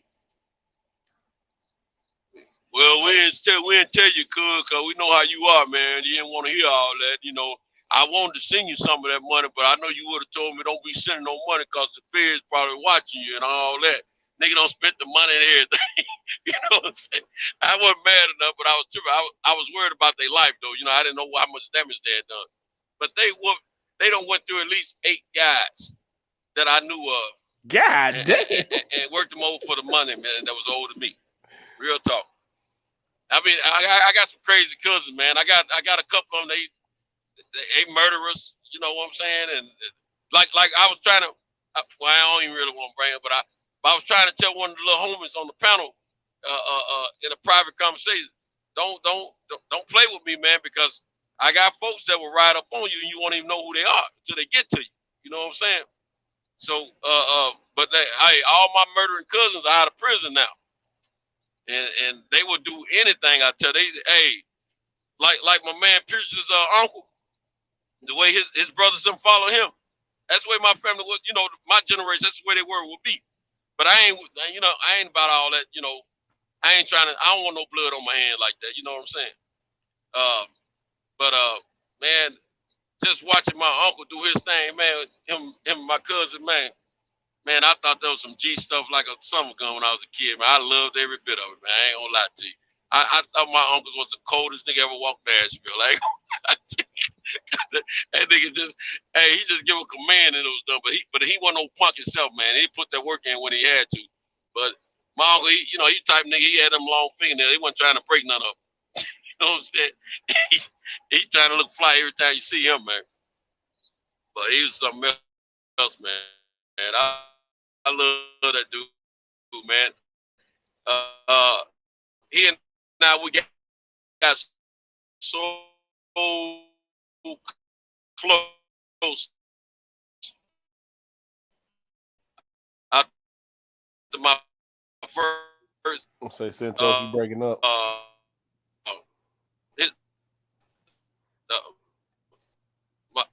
My younger uncle had passed.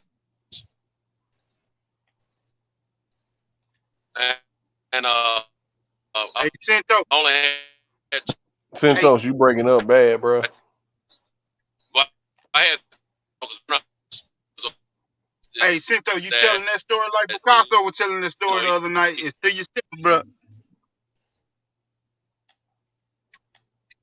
You break it up. Word told you rocking the Picasso right now.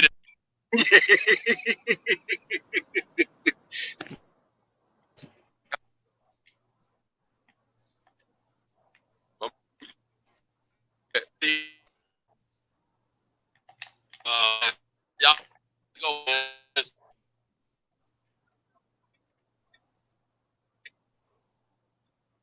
Bro, you in that 6th grade school intercom system right now. It's time for the announcement. For real shit. And through your blue in that little tin lunchbox. Shit. Right. Yeah, ain't nothing escaping that motherfucker right now. Yeah, he dropped off. Damn. Put him back on. He must be in that bad spot. What y'all give us for the Thursday night MMA talk tonight, man? What I missed? Oh man, we was on calls tonight, man, but I guess Kyle had to drop off because he had a blackout. I don't know how he was staying connected. I guess that knocked out his modem. Then his audio was bad, so then we got to talking about that Puffy and Jermaine Dupree battle. Well, Puffy ducking out on the battle, rather. He trying to little boy Jermaine Dupree. Hey, cause Jermaine got that heat for real on the low. Jermaine was fucking with some of everybody back then. Yeah. And there was a lot of radio hits coming out. You when you come with Jermaine, you gonna have to come with all that old Ludacris, a lot of that old nigga. See, I ain't even think about Ludacris, bro. But that ain't even on the low. You don't even got to go on the low with him. His shit is not on the low. His shit is major.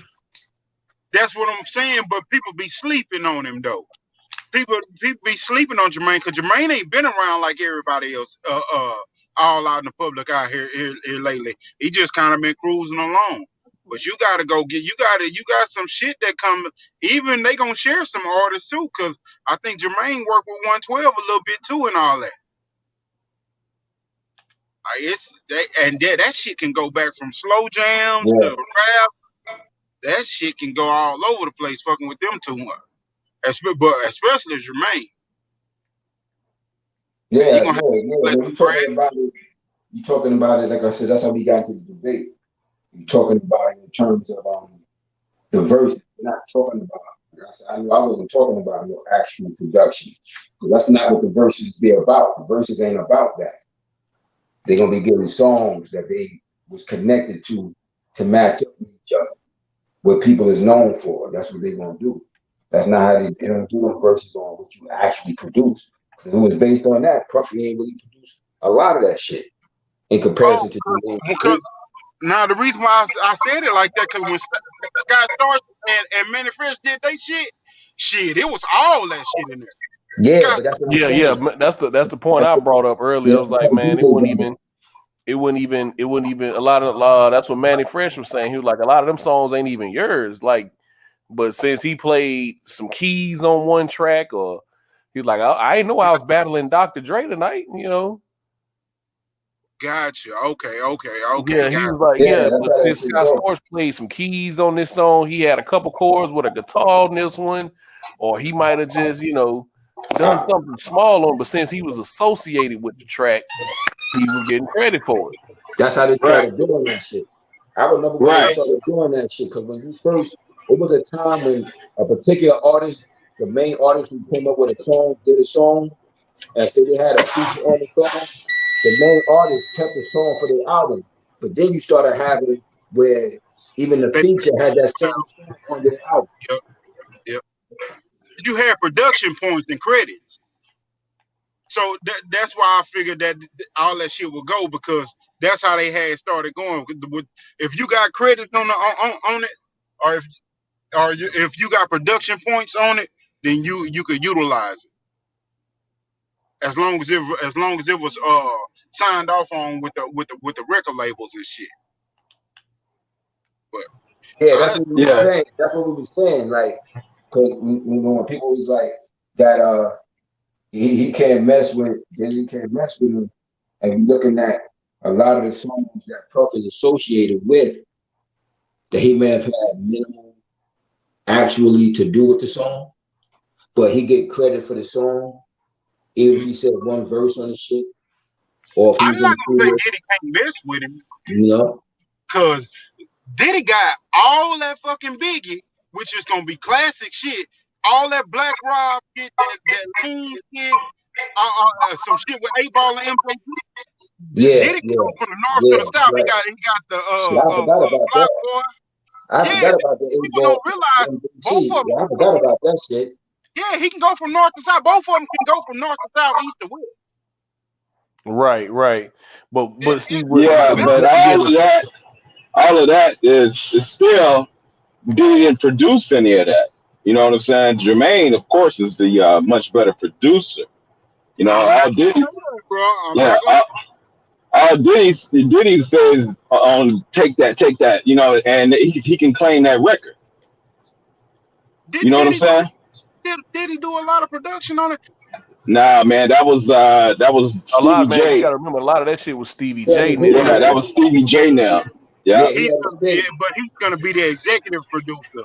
Right? He the money. He the money. That's it. Yeah, Diddy was the money more than anything. That's it. That's all he was. Yeah. But Jermaine was executive producer too, so it's still even. Either way we look at it. Yeah, but Jermaine was actually on the boards. Right, he was on the boards. Yeah, and producing songs. Yeah, like Jermaine was on the boards. Exactly. And he actually wrote stuff. Right. Right. Like that Chris Cross album and shit like that. Jermaine Dupri was doing all that shit. Yeah. That's hell, bro. That's hell. Yeah. They got a different perspective.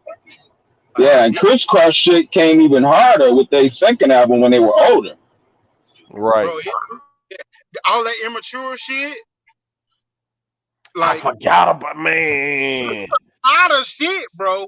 It's a Man, I forgot about Immature, dog. See, I'm thinking about Usher, man. Usher with the My Way album, the Confessions album, the Emancipation of Mimi. Then he had Janet Jackson album.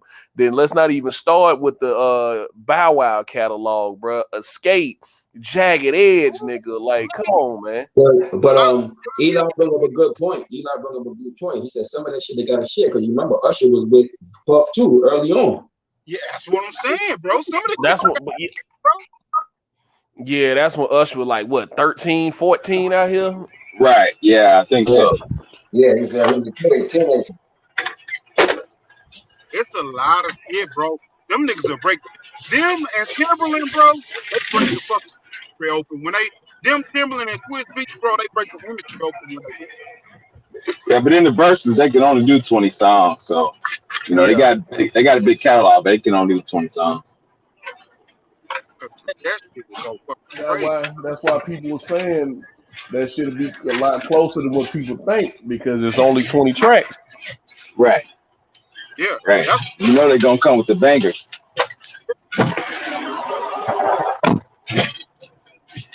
And we're calling the finish move if he brings out a big, bro. All that juicy and all that shit. Man. Like, yeah. bro. That was only off what, 2 albums, I think, for Biggie stuff. Yeah, that was that first album. That was the first album. Yeah. You see it from the first album. Oh, okay. Yeah, that's from the first album. Even when you say you got 2 albums, you still say all the features and shit. Like, got a lot to work with right there, man. Mm-hmm. Got a lot to fucking work with. Cause I ain't gonna lie. D-Dep was motherfucker over today. And, yeah, you breaking up. Yeah, you breaking up, brother. I got this little spot right here. Y'all can hear me now? Keep talking. Yeah, keep talking. Can y'all hear me now? Yeah, it's a little better. Okay, I had gotten to this little spot and it started breaking up. But I was like D-Dep and Lou, say Black 5 now, they like Whoa and all that shit. Them motherfuckers was sitting on that shit, bro. Yeah. Yeah. You know, that's a lot of music to be had between them two. I think they should really do that shit. I think they should really do that shit. You know, JD got the Mariah Carey stuff. Right. JD got the Mariah Carey shit, some Janet Jackson stuff. Hey, I got a question, man. I hadn't watched the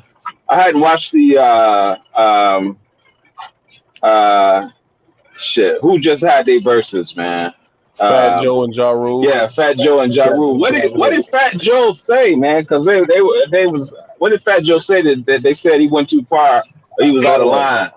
Oh, when he was talking about Ja Rule got them dusty bitches in the back, and he was talking about he was like, my bitches is rich. He was like, he was talking about Remy Ma. He was like, Ja, you need to look out for your girls, man.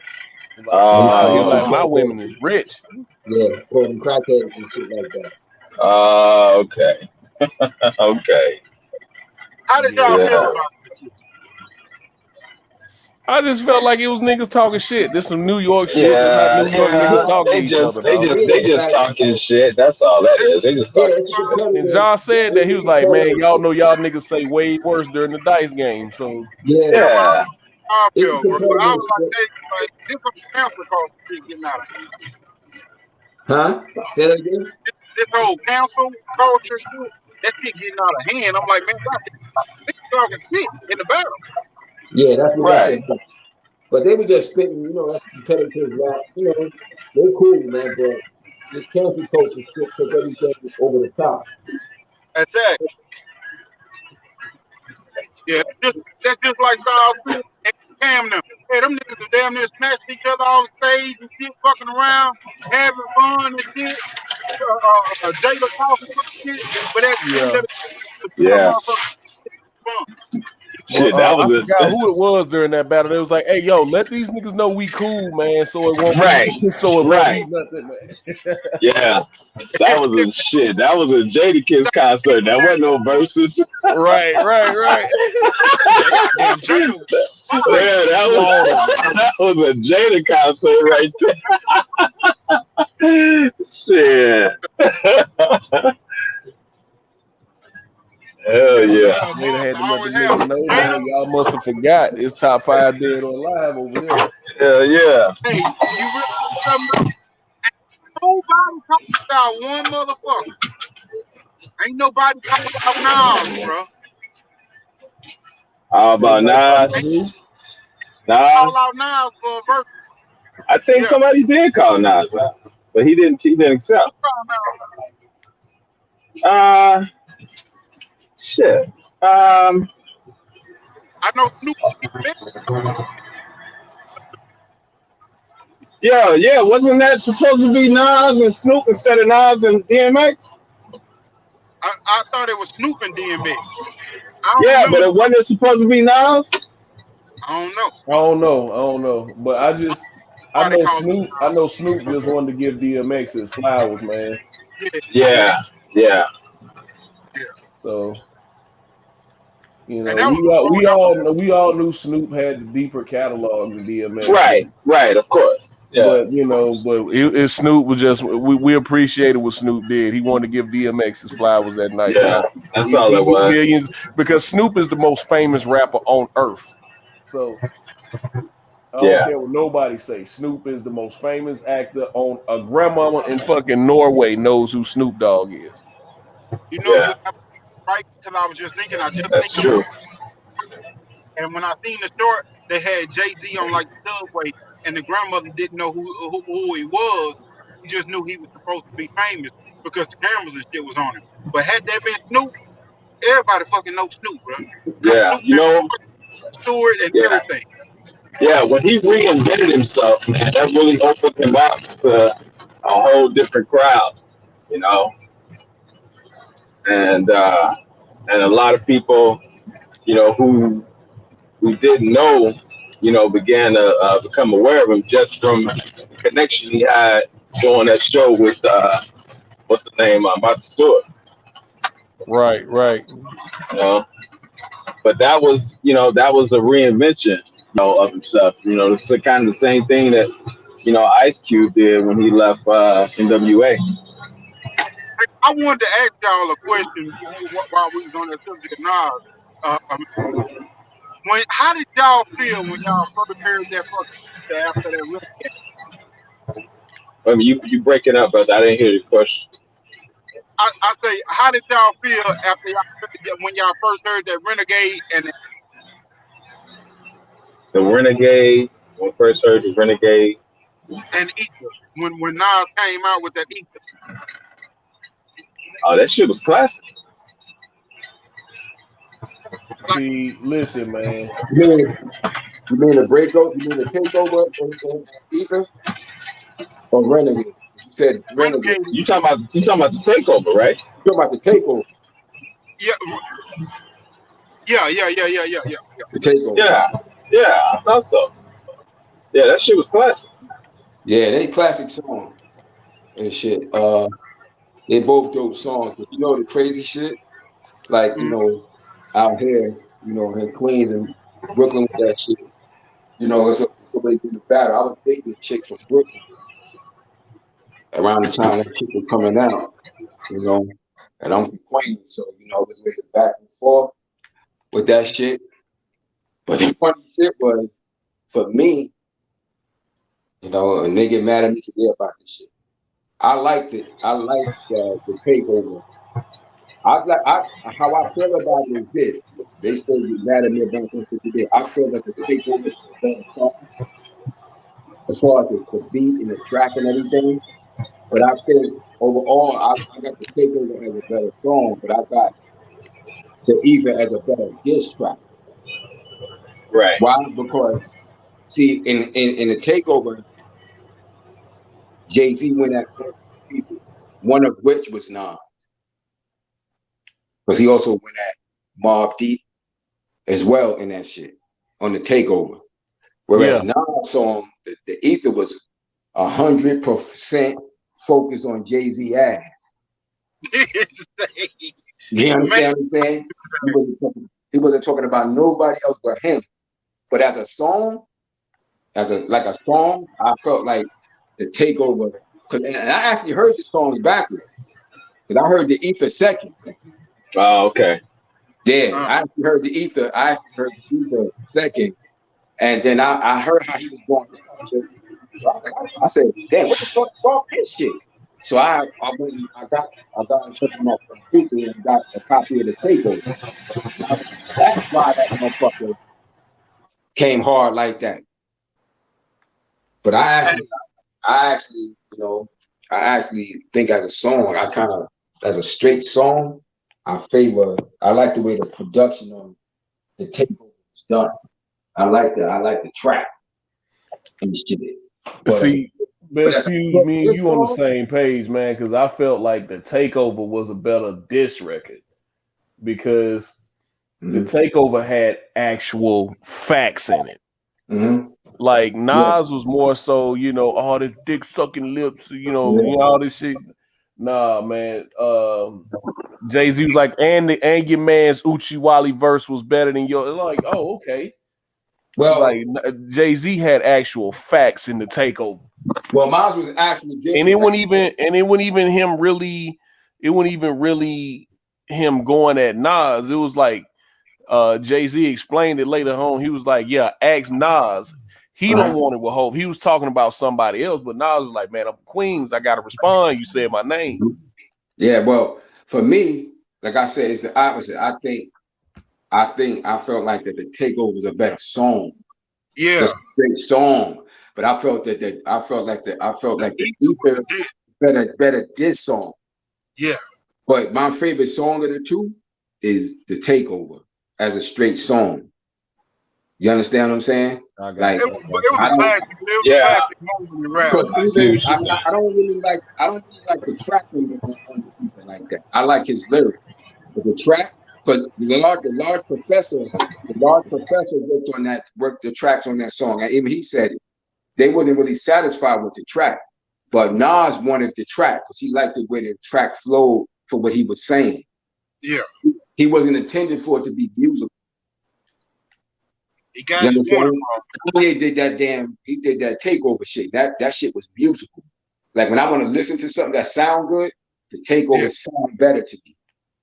Hey, one of the best produced albums that I feel slept on, best produced and rap. That fucking Lloyd Banks Hunger for More, that shit had like an environment in it from Drake. When Drake put that together, like you could hear the cars going down the street, the fucking birds chirping in that bitch. I was like, this shit got fucking life in it. What album, Eli? What album you say? Lloyd Banks Hunger for More. Man, Hunger for More. Oh, Lloyd Banks. Oh, you know what, man? I slept on that album, man. I think I heard maybe 2 tracks off that album. If you listen to it, the production was in that bitch from Drake. Like he had so much environment, so much life in that motherfucker. And Lloyd was spitting the motherfucking bars and that storyline and the punchline. It was all just flowing together like shit. That shit was like home cooking, bro. Yeah, you talking about that because I'm so fly. I got money. That bitch had to coming down the street like, man. I was to say, Lord was killing shit with that album. That was the hardest album on G Unit for me. Ooh.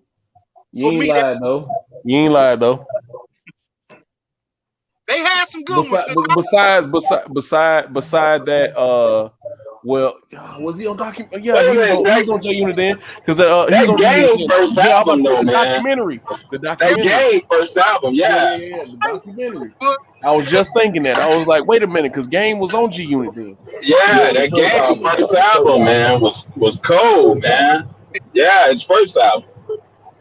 Even Game said Lloyd made him have writer's block because Lloyd was so motherfucking raw. He go back and scratch a lot of stuff that he had did and drop some more shit when he heard what Lloyd was doing. Cause Lord Banks was out, man, that motherfucker was motherfucking raw. Shit, that shit had what did. Young Buck was at the back of the class, like, God.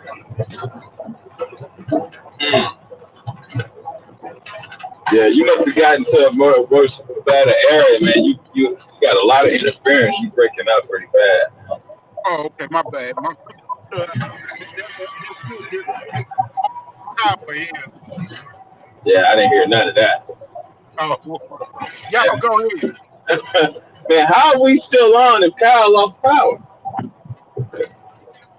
Cause the live stream is It's still live, the live stream's still up, but damn, man, I hate. Who said? Okay, Young Buck. The Young Buck album was alright, man. Young Buck was back in the class. Yeah. I mean, shout out to Hustler Slim, man. Shout out to Reggie. Shout out to Jalen, Taylor Bell, all the guys who still hanging out with us, man. Oh, salute to all you brothers, man. I'm not in the chat, man. Salute to my brothers in the chat. But yeah, Hustler Slim said, no, that Young Buck and Game album. That's why I was saying, man, the documentary was cold, bro. Right. That first Game album was cold. It was, but I don't know, man. Lloyd was, it between them two, it's close, bro. But I had Lloyd just like, I don't know. Dre production was on another level. Lloyd. I can't really argue. Like I said, I only listened to a couple of tracks off that album. I didn't listen to that whole album, but the tracks that I did listen to, the production was good. But I was just more drawn to the documentary album, The Game. All that shit. Yeah, I just thought that shit was cold, man. They could not follow up off that shit after them back to back. They couldn't follow up. But it was nice. It was like shit. He was mad about it. Right. Like that shit was crazy, man. Right. Yeah. Dude's time say Game album for the 5. I give both of them 5 mics. That edge, that's crazy, bro. That shit. Hustler Slim, you wild, bro. What they say? He said, I can't listen to Lloyd. He reminds me of Brian Pumper. I can't take him serious. He do, bro. That's crazy. That nigga do. He fucking completely failed with that Blue Hefner album. Like that shit was not what it was. That shit was not what it was. That shit let me down. That shit let me down. Hey, wasn't Lloyd Banks telling the story about this porn star chick that he had fucked in the bathroom on set, and and she was still Mike? Didn't Lloyd Banks tell that story? Was that Lloyd Banks? He might. I'm about to say I don't remember that. He might have. I don't remember. He might have. He was storytelling his ass off me. Yeah, I thought that was one of the stories he told, man. He had fucking porn star, and he was on the set. It was one of Brian Pumper, because him and Brian Pumper were friends, right? Might have been because everybody looking like Brian Pumper. Yeah, he was on the set, and Lloyd Banks said he had fucked the porn star in the bathroom, but she was still Mike, and they was listening to it.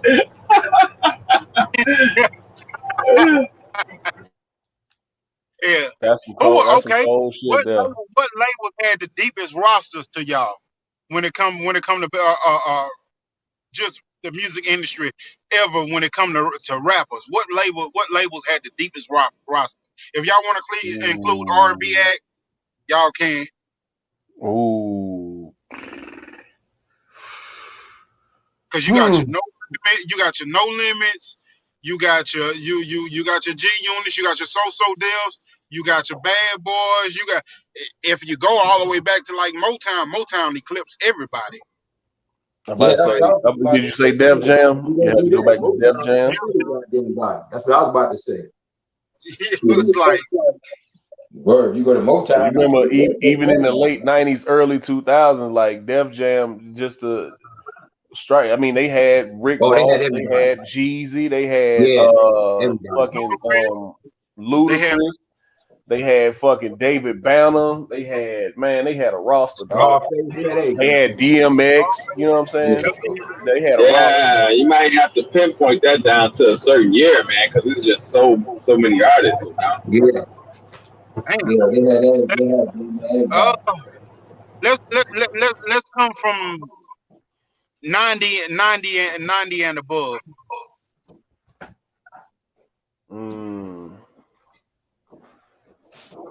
Oh, It's like a Def Jam. I mean, because even Death Row, besides Tupac and Dre and Snoop, and you know, they had Daz and Corrupt. They had the Outlaws. The Dog Outlaws. Outlaws.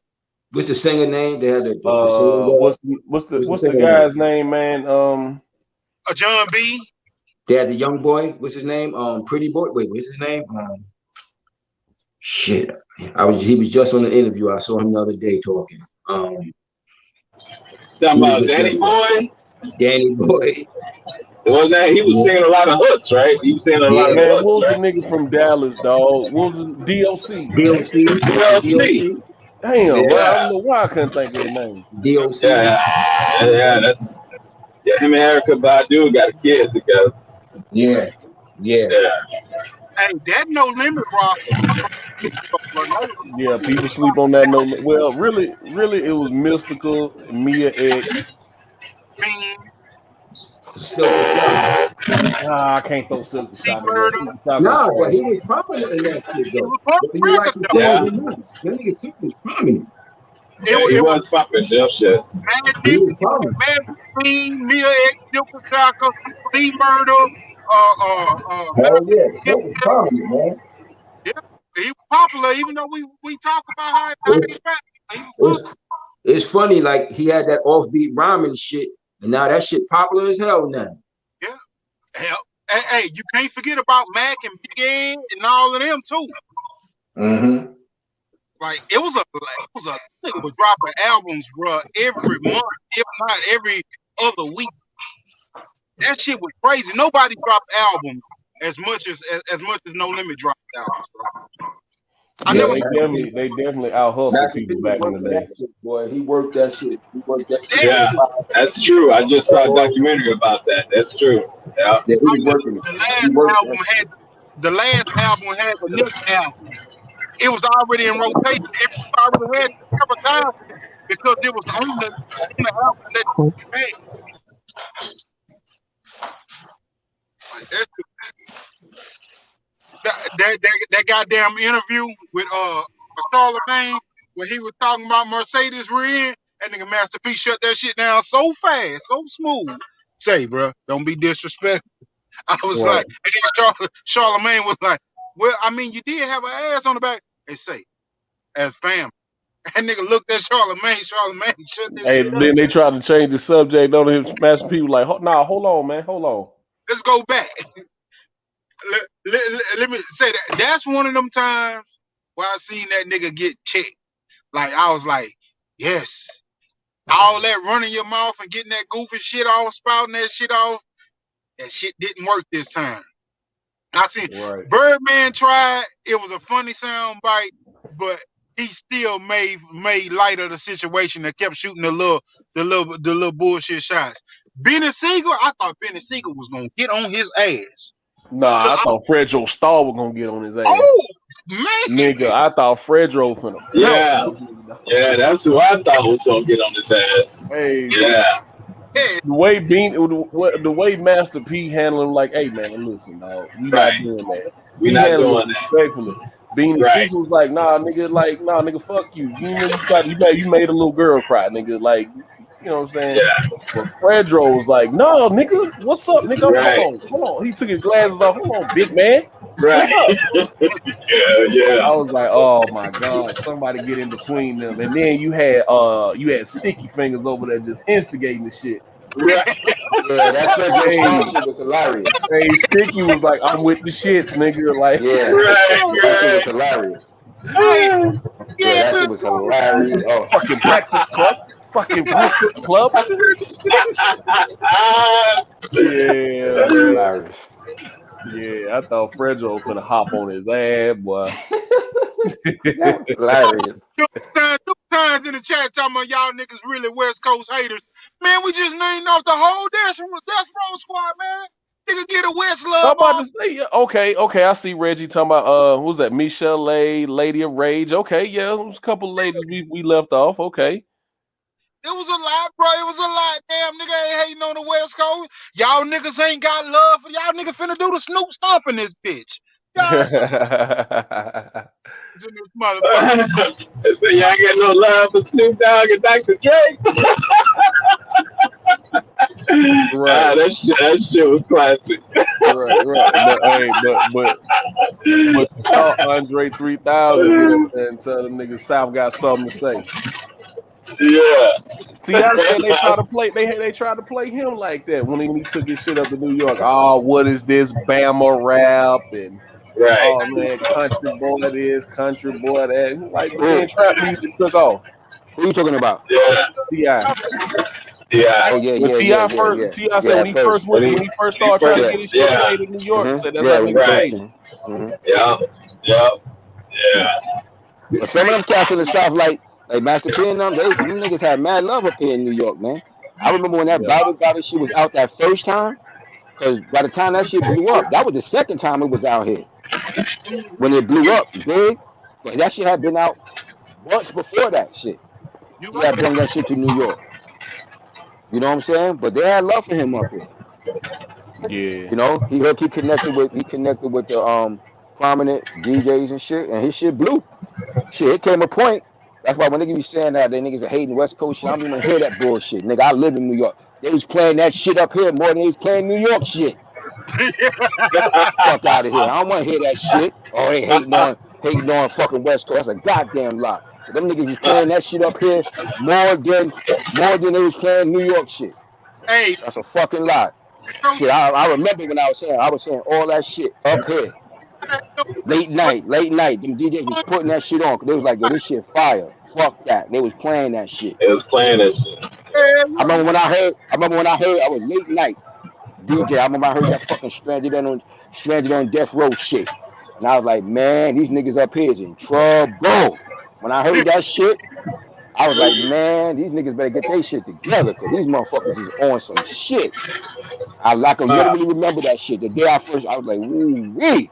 I was like, these niggas better get their shit right, because these motherfuckers coming correct. And they was playing that shit heavy. Yeah. Y'all ever heard Snoop Dogg tell that story about when him and Pac was in New York and they ran in the Nas? Oh yeah, and he said Nas let him make it. Yeah, right. You know, Snoop Dogg was like, yeah, we just punked that. Yeah, I just punked that nigga. Right. He's like, nah, he just let us slide. He just let us slide. Yeah. He like, cause he ain't got a lot of people with him. He was like, Snoop was like, I'm a gangbanger, so I'm looking at the room. Yeah. Right. Snoop knew what time it was.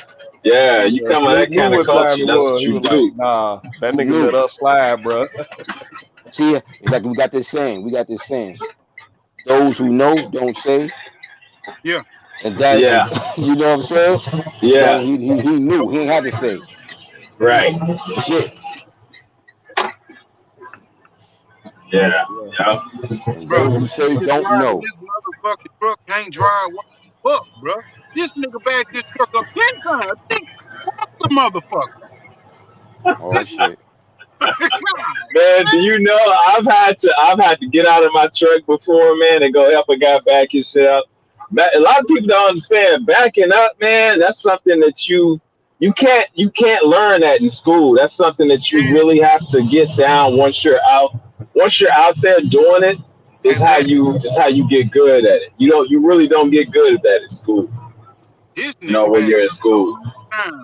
Yeah, because the thing is that it's guys get out there to get nervous and they don't understand that you have to drive the trailer. Don't drive the truck.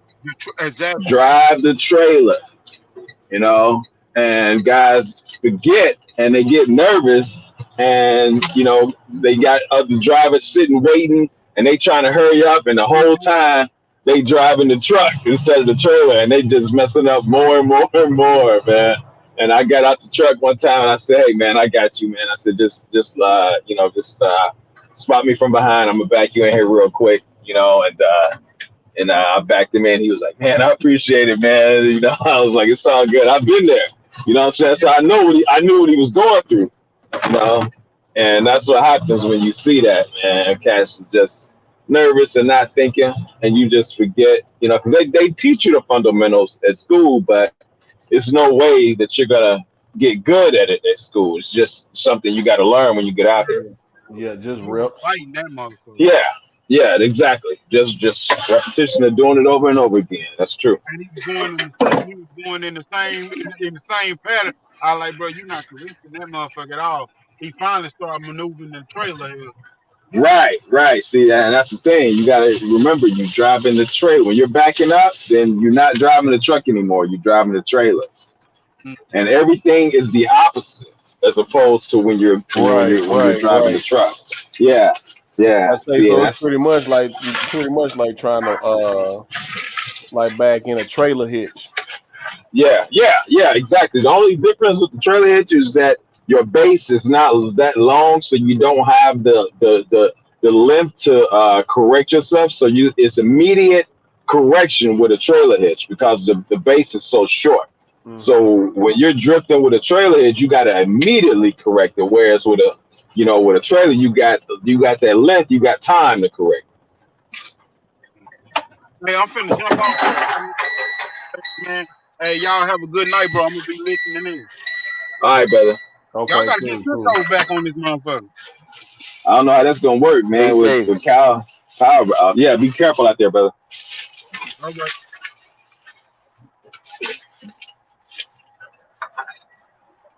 Yeah. I don't know if Central's gonna be able to get back on the Kyle Power Band now. Yeah, because I don't know if the link. Right. Power out the link. Yeah, well,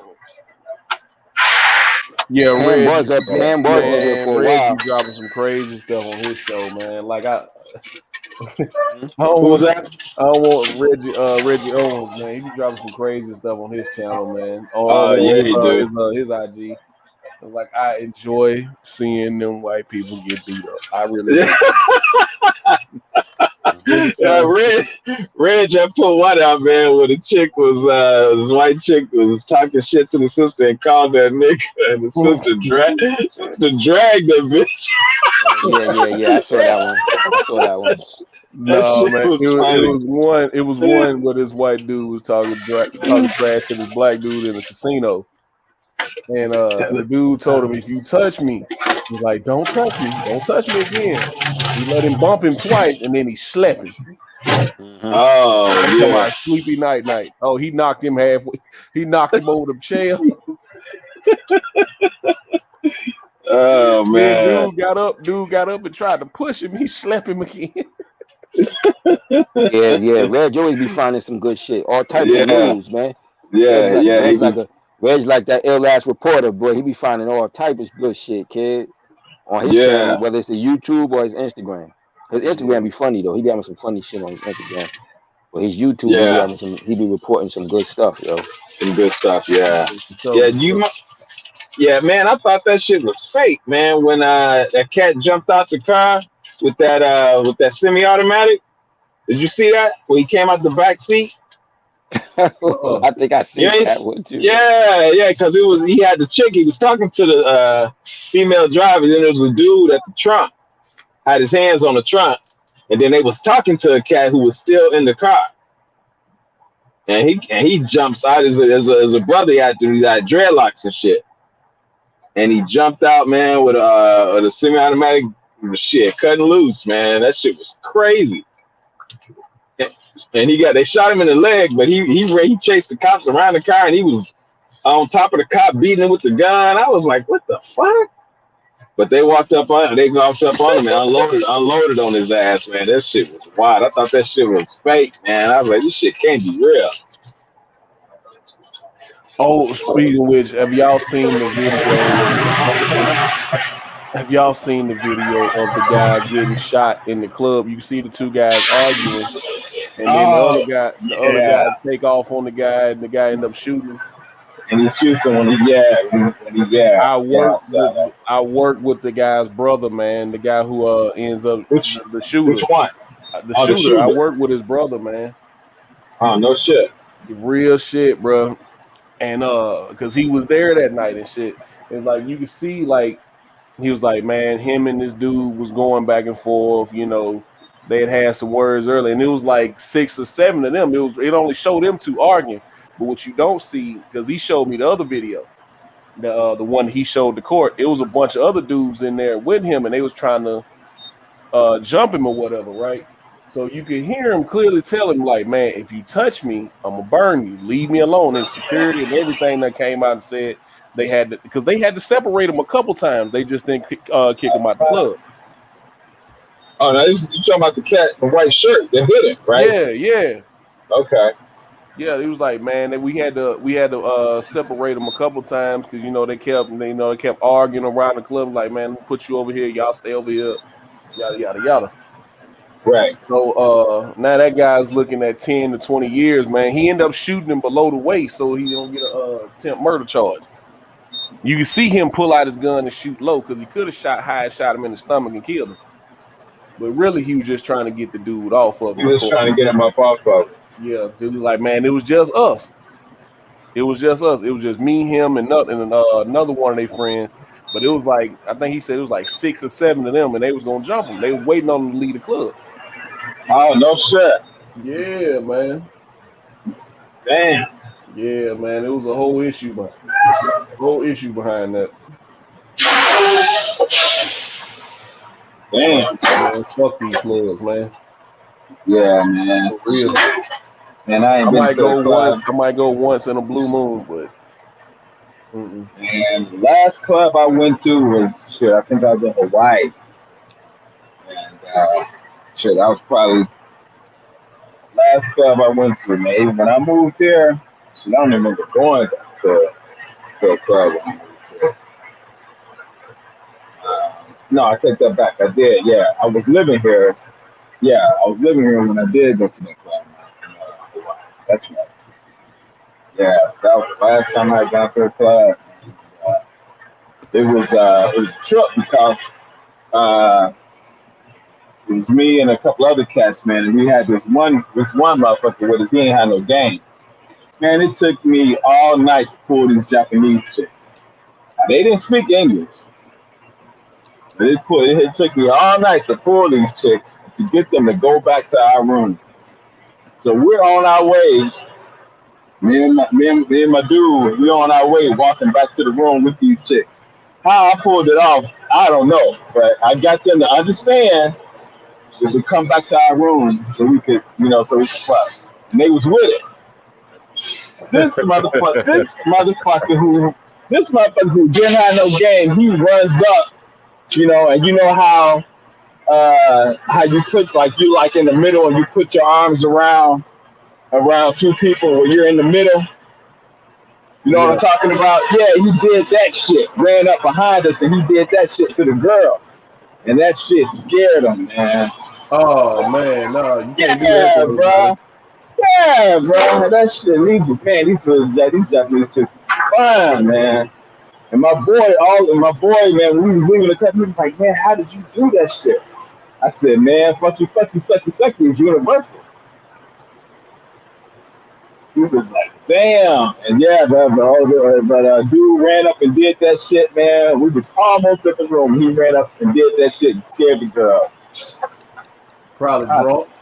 Yeah, man. But, the motherfucker ain't had no game, man. That's, because he was actually the cat I was hanging with. It was his boy. And I said, man, and I could tell this dude ain't had no game. I said, hey, man, your boy gonna have to, get him away from us, man, because he gonna fuck shit up. And sure enough, man, I thought about that shit for a long time, man. And it took me a minute to do that shit. I couldn't believe it was what shit I was saying. I didn't know what the fuck, man. Shit, I'm doing little symbols and making signs and shit. That shit was wild, man. Hey, Champion Heart. Hustler Slim said that was Tone Brown. Was that Tone Brown? Man, where's Tone Brown? I ain't seen him, man, in the chat in a minute, man. I don't know, man. I don't know. But yeah, Hustler Slim said that was Tone Brown. That's funny. Yeah.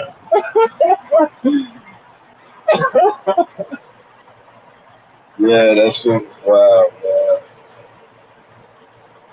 But man, you know when I'm gonna tell you about this shit, man. How the black man's image, man, is tainted. You know, in so many places. And I can remember when we were in Hawaii. Right, these bitches, man, it was chicks just walking the street. I mean, like, you know, prostitution was like illegal and shit. So they just walk in the street, and we would notice, right, because it was about like 4 of us, and we would notice when we were walking in certain areas, chicks would like be walking, and they would stop, and they would see us and turn the other way and start running. So I was like, what the fuck? So, man, this shit was happening to us all night. You know, before we got to the club, and I had pulled a chick, and we had got this white chick. We had got her to talk to us because we couldn't get nobody. So we was like, what the fuck is going on? So we got this white chick to talk to us, and she said they think you all are pimps, and you all gonna make them work for y'all. What?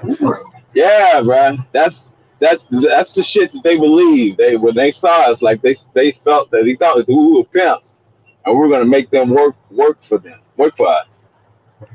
Because I mean, that's how. I mean, it was just, you know, because when them chicks walk the streets like that, you get a lot of them Asian business dudes that, you know, that pick them up. Mm-hmm. You know, and I mean, the shit is just out in the open. It's crazy, and this was back in 90, what's that, 90, 96. It was a pro. This is when they used to have the Pro Bowl in Hawaii. Remember they used to have the Pro Bowl in Hawaii? Yeah. Yeah.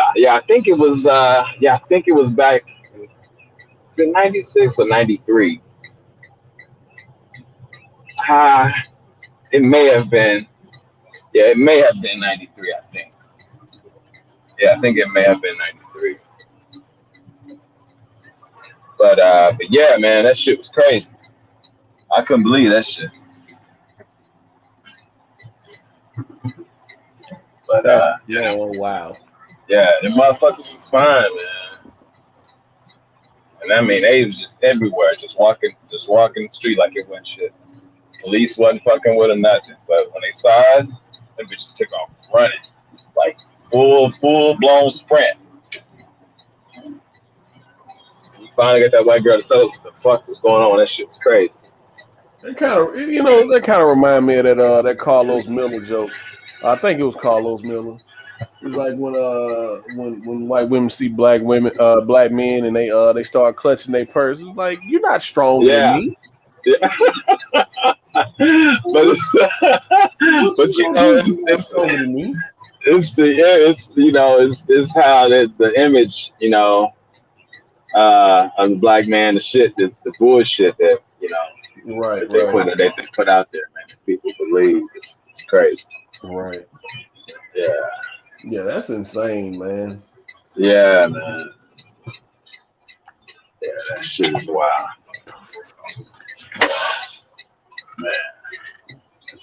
Yeah, it look like our boy gonna get back on tonight, man. Yeah. Hold on, let me see.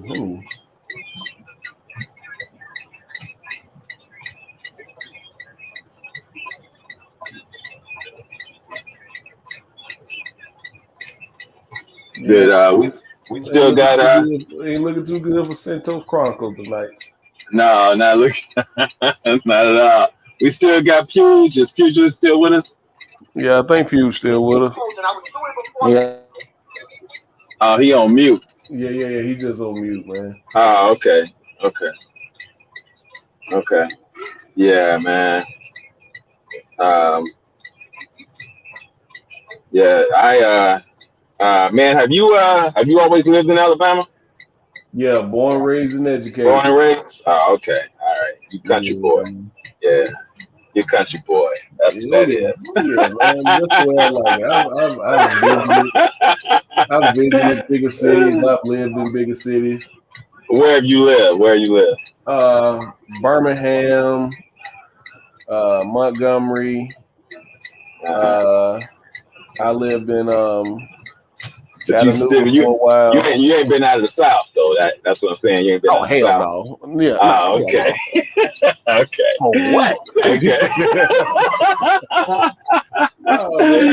Okay. What up, man? This is my pace right here, man. This is like it Right. nice and slow, you know. Because if I said, man, just going through traffic in Atlanta. If it's worse than this in New York, yeah, LA, and Dallas, or any of these bigger cities, or Chicago or something, if it's worse than this, I'm gonna be in jail within 2 years. Yeah, that's road rage problems, man. And so I like to be able to get where I'm going without running into lunatics. Right. Right. Yeah, man. I like to keep it simple, man.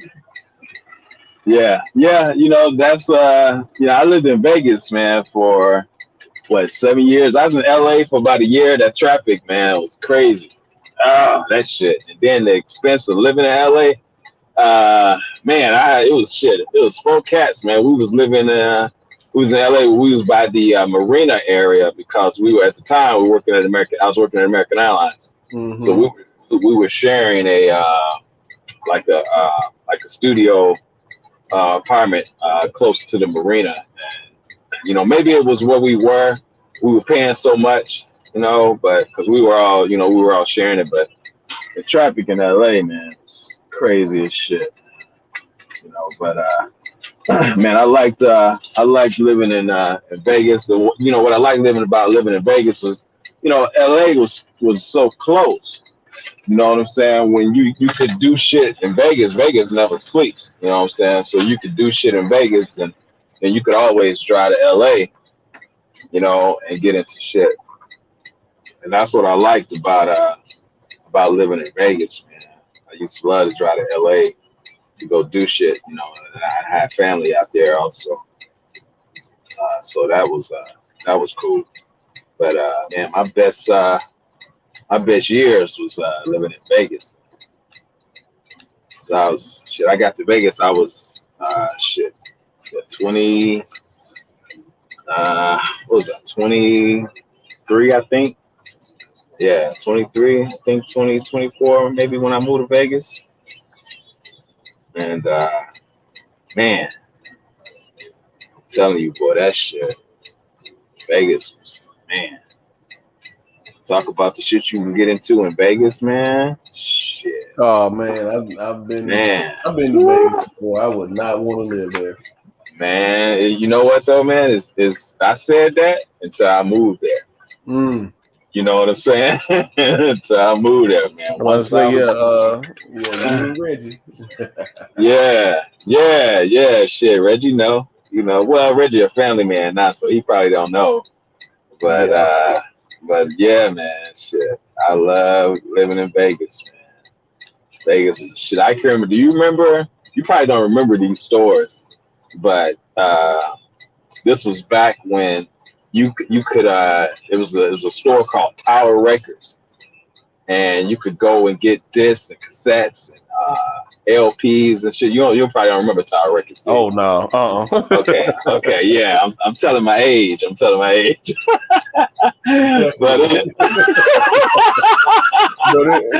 it's all right. Yeah, I keep forgetting I'm talking to a little young Thundercat right now. Man, like I say, tell that to my knees and back. Man. I know, shit. I wish Yeah. I wish my knees and back felt like I was supposed to be young. Yeah, it was Centos, he know Tower Records. But anyway, man, I was at Tower Records, and Tower Records, man, you could go in Tower Records and shit, you could be in that bitch for hours because you could listen to Tower. You talking about Tower Records? Yeah, I remember Tower Yeah, Records. you remember Tower Records, Futures? Oh yeah. Yeah. Okay. Yeah, man. You could go in Tower Records and you could listen to the latest shit before, when it was coming out. If you could listen to the whole album before you bought it at Tower Records. They would let you listen to the whole album. That shit was off the chain, man. I would be in Tower Records for hours, man. I was just listening to shit. Shit, Tower Records was a good pickup spot for chicks too. Man, bro. Man, let me tell you this. You could pick up mad chicks up at Tower. Man, let me tell you this story, man. So check it, right? So I'm leaving Tower Records, right? And I was living in Vegas at the time. I'm leaving Tower Records, and I see this little snow babe. She's walking down. Tower Records was on Las Vegas Boulevard. It wasn't like in the middle of all of the lights. I mean, it was kind of toward the end of the strip. Well, yeah, kind of toward the end of the strip, kind of in between downtown, because downtown Vegas is not the Las Vegas Boulevard. You know what I'm saying? That's different. But anyway, Tower Records was kind of in between that area. And I'm coming out, man, and I'm seeing this little snow baby. Man, she got on this red dress, man, looked like she had been carved in that bitch. Man. I was like, God damn. So she kept looking back. So, so about the third time she looked back, I shrugged my shoulders and put my hands up like, what's up? What's up? Yeah. I mean, I see you choosing over there. So. Right. So she comes to the car and she's telling me about, some shit she had got into with her boyfriend and she needed a ride home. And I was like, shit, let's roll. Come on. So we get to the house and I guess we get close to her house. I guess her, people are racist or whatever. She said, well, don't pull up in front of the house. She says kind of around the corner. So I was like, all right, whatever.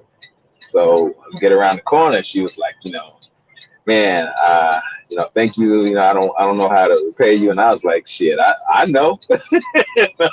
Shit. I know. Man, with that mouth. Man, hell yeah, bro. She's still in my top 5 right now. Man, ooh, get one of them sex flashbacks that I hate smiling. Man, yeah, man. And there's a shame I never saw her again, man. God damn, boy, I never saw her again. Yeah, that's one of them good flash. Yeah. Like a sex flashback, man. Yeah, man. And it was just living in Vegas, man. You just encounter so much kind of shit like that, and like that term with stay in Vegas. What happens in Vegas, stay in Vegas. That's some real shit because you meet chicks, man, at the little lounges because. In Vegas, in each casino, you have the major showrooms, but you also have the little nightclub type rooms off to the side. Like when you're going through the casino, you see these bands and stuff performing in these little lounge areas within the casino. And a lot of the local bands perform in these little lounge areas, that are inside of the casinos. Matter of fact, you guys probably don't remember this group, man. This was back in the day. Fugitives might remember, but I know DJ not gonna remember. But there's a group called, it was a black rock band called, what was them cats, man? Living Color? Living Color, that's right. Yup, Living Color. I used to go and see them cats perform before they got big. Because the word had went around that, man, it's black dudes doing rock and roll. I'm like, but shit, we invented this shit, But yeah, man, them cats used to perform, in Vegas, man, and in the little lounge spots like that, man, before they got big. I used to go and see them cats perform. But yeah, man, you would run into chicks, you know, that be in the little spots and they be drinking, you know, and shit, they'll take you up to the room, man. That's you could run into that kind of shit all the time, man.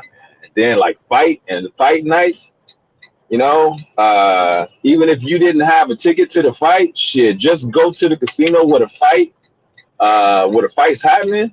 Shit, man. Yeah, you got the you be having them hoes and them prostitutes. Yeah, they man. Fly down. They fly down there just for the fight night. Hell yeah. Yeah. Yeah, you can get into some shit, man. I love living in Vegas, man. See that sound kind of like a race weekend here, because I'm not far from Talladega Super Speedway. Man, I know y'all probably not into NASCAR. I'm really not either, but if you've never been to one of these races, man, I'm telling you, you will meet some of the craziest people, some of the nicest, craziest people you've ever met in your life. I met these guys from Louisiana, right? I'm talking about thick Cajun accents, man. They were some of the nicest people, some of the nicest, biggest people I've ever met. It was two brothers. Both of them had to be 6'5", 6'6", broad shoulders. Probably had never, you know, been outside of their county before in their life, other than to go to these races. Right. You know, it was just, you know, walking around, because I went down there with some of my white friends, you know. Yeah. Check it out. Man, I don't want to see no damn NASCAR. What the fuck I care about NASCAR? Yeah. I'm like, man, you just got to come to the race. I'm talking about people will give away their liquor. People will give away their food. It's kind of like a year-long HBCU homecoming. That's kind of like what I equate it to, man. You just got to go to the races. You ain't even got to go inside the arena or inside the track necessarily. Right. It is an event, man. These people are nuts. You will see some of the craziest fights, and then each racetrack got these police. Everybody knows that they not coming there to take nobody to jail. They come there to whoop some ass. All they got is mace. All they got is, I mean, each track has a jail, but all they got is mace, batons, and handcuffs. No guns. And they ride around on 4-wheelers or ATVs the whole time. All they come in here to do is to whoop your ass and take you to jail. That's all they come to do. And when you see them guys rolling around in black or with them helmets on, and they got body armor, all this type of shit, man. It's crazy. Only thing they come here to do is whoop ass. I seen one of them fights break out before, man. Somebody messed around and disrespected. What was his name? Dale Earnhardt Jr. Oh, it was on that day. Who was that? Champion Hart. Reggie said, make the damn turn already. No, man, I'm in the truck doing paperwork. I'm getting ready to drop the fuel, but I have to turn the hazard lights on because I'm, you know, these cats, man, they'll pull up on me, not realizing I'm parked at the tanks. I'm getting ready to drop fuel, and they'll pull up on me and sit behind me. You know what I'm saying? So, but no, that's what that is, Reggie tripping. I'm about to get out the truck, man, so you ain't got to listen to that. Yeah, y'all heard about this? I see the good brother Franco Vidal had put up and loaded on his page some shit about Little Nas X said, fuck your children, fuck your kids. Yeah, bro, he just said that shit on the Breakfast Club. Yeah. Oh, really? Yeah. It's kind of like me and my wife was thinking about that. We was talking about that today too. It was like, yeah, parent your own kid. Like, I can wear what I want to wear. I can do what I want to do. Parent your own kid. It's not up to me to parent your kids. That's pretty much what he was saying. Well, basically what he was saying was, you know, you only get one chance to do this, and I'm gonna do it how I want to do it. You know what I'm saying? You know, fuck your kids. You know, type shit, man. Everybody want these celebrities and shit to be role models. Right. Charles Barkley had it great. I am not a role model. Yeah, and that's true. That's true. You know, I definitely agree. It's basically up to you to parent your kid. Right. I definitely agree with you on that, brother. It's definitely, you know, you got to parent your kids, but you can't look, you know, to these people because they don't care. He said that. You know, because they don't care. That's not their job. You know, it's how you. job to care. They But job that's on. is Yeah. to But see, entertain. that goes both ways. Cause I'm in the middle on that shit. Because me coming from where I came from, the simple fact of the matter is I'm aware of where I come from, and Right. whether you want kids to look up to you or not, they're going to. So when They're people tell going me, to. when people say that shit, I'm not no role model. I disagree with that shit. Whether you want to be or not, people gonna choose you. Whether you want to, I don't care how you think about it, they're gonna choose you. And this shit to me boils down to our circumstances here in America. Like, fuck out of here. You got to know what time it is if you black here in America and with the circumstances that we all live under. Whether I'm here in New York or y'all down in Alabama, like where my parents is from. You understand what I'm saying? So you got to be cognizant of that shit. You understand? Because you can't raise your kids outside of this society. Yeah, that's true. That's true. You can't take them out. You can't take them out of a bubble because at some point, if you working trying to take care of your family, you got to send your kids to school. Right. At least 8 hours eventually. At least 8 hours of that day eventually, you're gonna learn. Your kids gonna be out of your hands, and they're gonna be suggested to other shit. So that's true. You gotta be cognizant of that shit. So I learned my curses in the street. I ain't learned them shit from my parents. Yeah, I learned them shit when I went to school. You understand? Right. But it's go ahead. So no matter how hard you could try to isolate what you no matter how hard you try to isolate the kids from it. In this society, the way the American society is, you're not gonna get around for that shit. So as a group, we gotta be more concerned about that shit. Like and what we gotta do a better job is for our so-called own that do shit like that, you gotta really separate ourselves from them. Don't support them at all. See, our problem with us is that you still got blacks won't stick to no shit no more. You still have a lot of black people that still support that motherfucker. You understand what I'm saying? They'll still support him. You know, you gotta turn away from that type of shit. Anybody who's talking that shit about, oh, I ain't gonna be raising your kids and shit, with that selfish ass role model, that's not the kind of people we come from. Like when I was growing up, man, your neighborhood could raise you too. Like I'll get caught in the wrong fucking place. You can get your ass whipped by Miss Jones, and then you're gonna catch another ass whipping by your parents for doing some shit you wasn't supposed to do. So the community gonna look out for you. That selfish shit, that shit ain't really us. That's a lot of fucked up shit we done took on over the years here in this country. We done took on a lot of bad shit that ain't really by our first nature. You understand what I'm saying? And then it's become a part of we think our so-called culture, taking that shit on, and that shit ain't really us. Like if I'm around your kids, I'm gonna look out for y'all fucking kids. Right. I ain't gonna do that shit with my fucking kids. I'm be like, no, I'm responsible for them fucking kids, and you better not touch them. You understand what I'm saying? I ain't gonna let nobody mess with my people kids. Yeah, that's true. That's true, shit. I'm looking out. It takes to raise one child. It takes that community, man. And I was raised in that principle, and I still follow that shit to this day. So I gotta be responsible. I'm cognizant of the shit I do. I don't want to hear that shit. Oh, I got this one shot at this shit, man. That's that bullshit. That's that fucked up ass American ass mindset that we done took on. You understand what I'm saying? They think like that. Them motherfuckers think like that. Them powers that be, them white motherfuckers, that's their mindset. And we done took on that evil ass shit. That's why that's true. Because black people, because of the circumstances of having been the group that was here in this country that was slaves, and that shit automatically made us the lowest rent economically. Most black people come out of a depraved situation economically. So you gotta fight hard to make it. So any opportunity you get in a society that's always trying to keep you out of making money and shit, they'll make you think that you gotta just do this just to have money and fuck everybody else. You understand what I'm saying? But them other groups that's doing well in this country, they don't think like that. They don't think like that shit. And that's why they're doing so much better than us. That's why everybody's doing so much better than us, man. If you do certain shit in those other communities, they'll get rid of their ass. They'll catch they you ain't a part of this shit like that no more. You understand what I'm saying? They don't believe that individual is bigger than the fucking group shit. You know, only in our community they be pushing that shit, that individualized shit.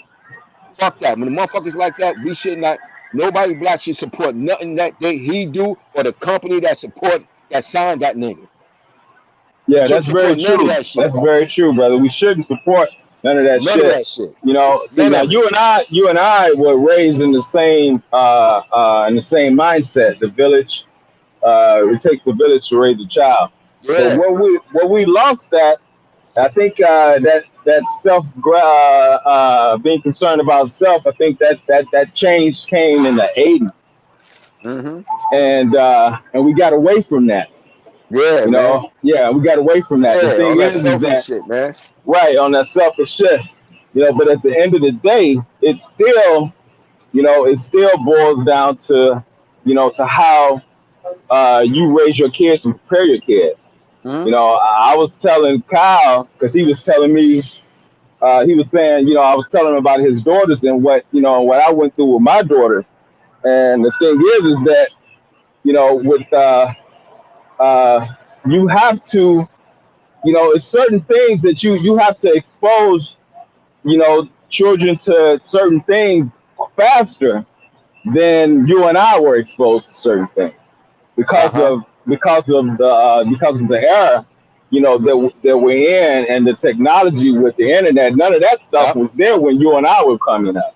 You see what I'm saying? So you have to expose your kids, but the thing is that you have to do it, you know what I'm saying, with a type of filter that they're not gonna get, because like you said, there's a point where they're not gonna be around you and somebody's gonna expose them to it raw. Hell yeah.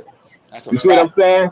Yeah. So, you know, so you have to be aware of that and you have to expose them, you know, to certain things, you know what I'm saying, with a filter, but a lot quicker than what you and I were, you know, were exposed to. Like my oldest daughter, her mother, you know, her mother had her watching the Disney Channel all the fucking time. She couldn't watch shit else. And, you know, but when she was with me, you know, I let her watch certain things. You know what I'm saying? Like, I was trying to explain to her mother, look, real life is not the fucking Disney Channel. Yeah. You know what I'm saying? There's certain things that, you know, that you're going to have to, exactly. You know what I'm saying? You gotta be aware of that shit, man. And you gotta be aware of that shit. You gotta be, because I got into a big shit with my ex-wife over that shit with my son. I said, but look, because my son was, you know, they got cell phone. You can watch porn on your phone, yo. On your phone, that shit's crazy. And man, you was growing up, that shit wasn't even an imagination in our mind. Hell no. Not even imagination you could do no shit like that on a phone. You can watch fucking porn. We had to watch fucking VHS tapes. Right. The 80s and shit, right? So I had got into it with her about that shit because I'm like, look, she was trying to flip on him. I was like, no, fuck that. Leave him alone. Yeah. Leave him the fuck alone, yo. I said, this is their era. I said he could do that shit on his phone. Let him watch that shit. You understand what I'm saying? Let him watch that shit. You know, because that's how they do it now. I said, it ain't like when I was when we was growing up. But we gotta watch the shit on the VHS. He could do that on his phone. It's mad shit he could do. So it's a different era. So they're gonna be exposed to shit that me and you. Now when they're exposed to it, you have to talk to them about it. When they're, you see what I'm saying? So so I'm like shit. Cause shit, when people first started getting VCRs like in the hood, everybody ain't have them shits. Right. You understand? So you had to have a homeboy or knew somebody who had a fucking VHS player, or you wasn't gonna be able to watch that shit. Everybody ain't had no shit at first. Right. You know, so you gotta be kind of, like I said, when it comes to shit like that Nas X shit, like that shit right there, that should be a complete shit that everybody in our hood, like everybody in our community should totally turn away and support him or nothing that company that signed him is a part of. Don't support that shit at all. Because black people, all we do is support shit. I know, especially we make everybody else rich. We don't create shit, and then the shit we do create, we give away for nothing. You know, we just create shit and give it away. Like so much shit in America that we done create and just giving it away. Intellectual properties and shit, and just money making shit we just do all the time. But my point is, that's our point. We don't stick together with shit like that. You know, Right. motherfucker tell you, and you know, you saw Fred be like, you saw Fred be on his show and shit. He be like, he ain't supporting some shit because I see Right. them playing me. Right. That's and in that regard, I agree with him on certain. It's times when you have to be like that.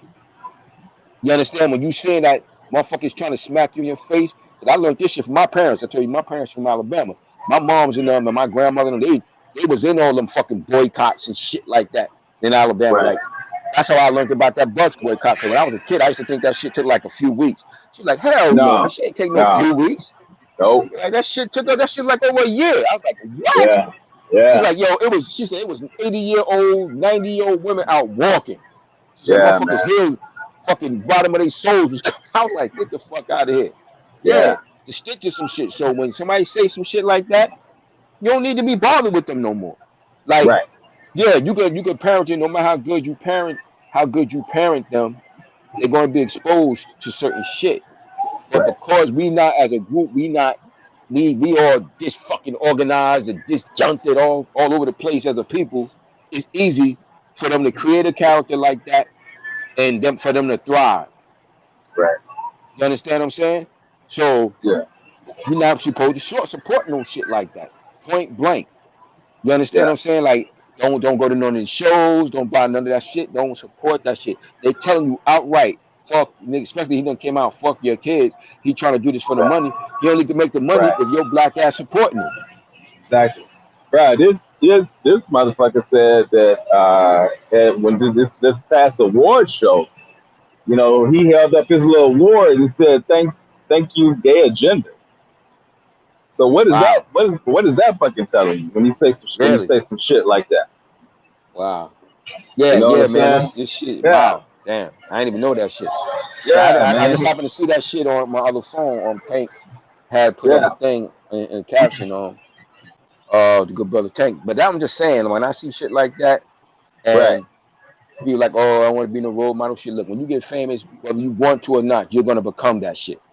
You Right. can't determine how somebody. It's just like you can't determine how somebody feel about you and like Yeah. what you do. It's like if a girl like you, she fucking like you.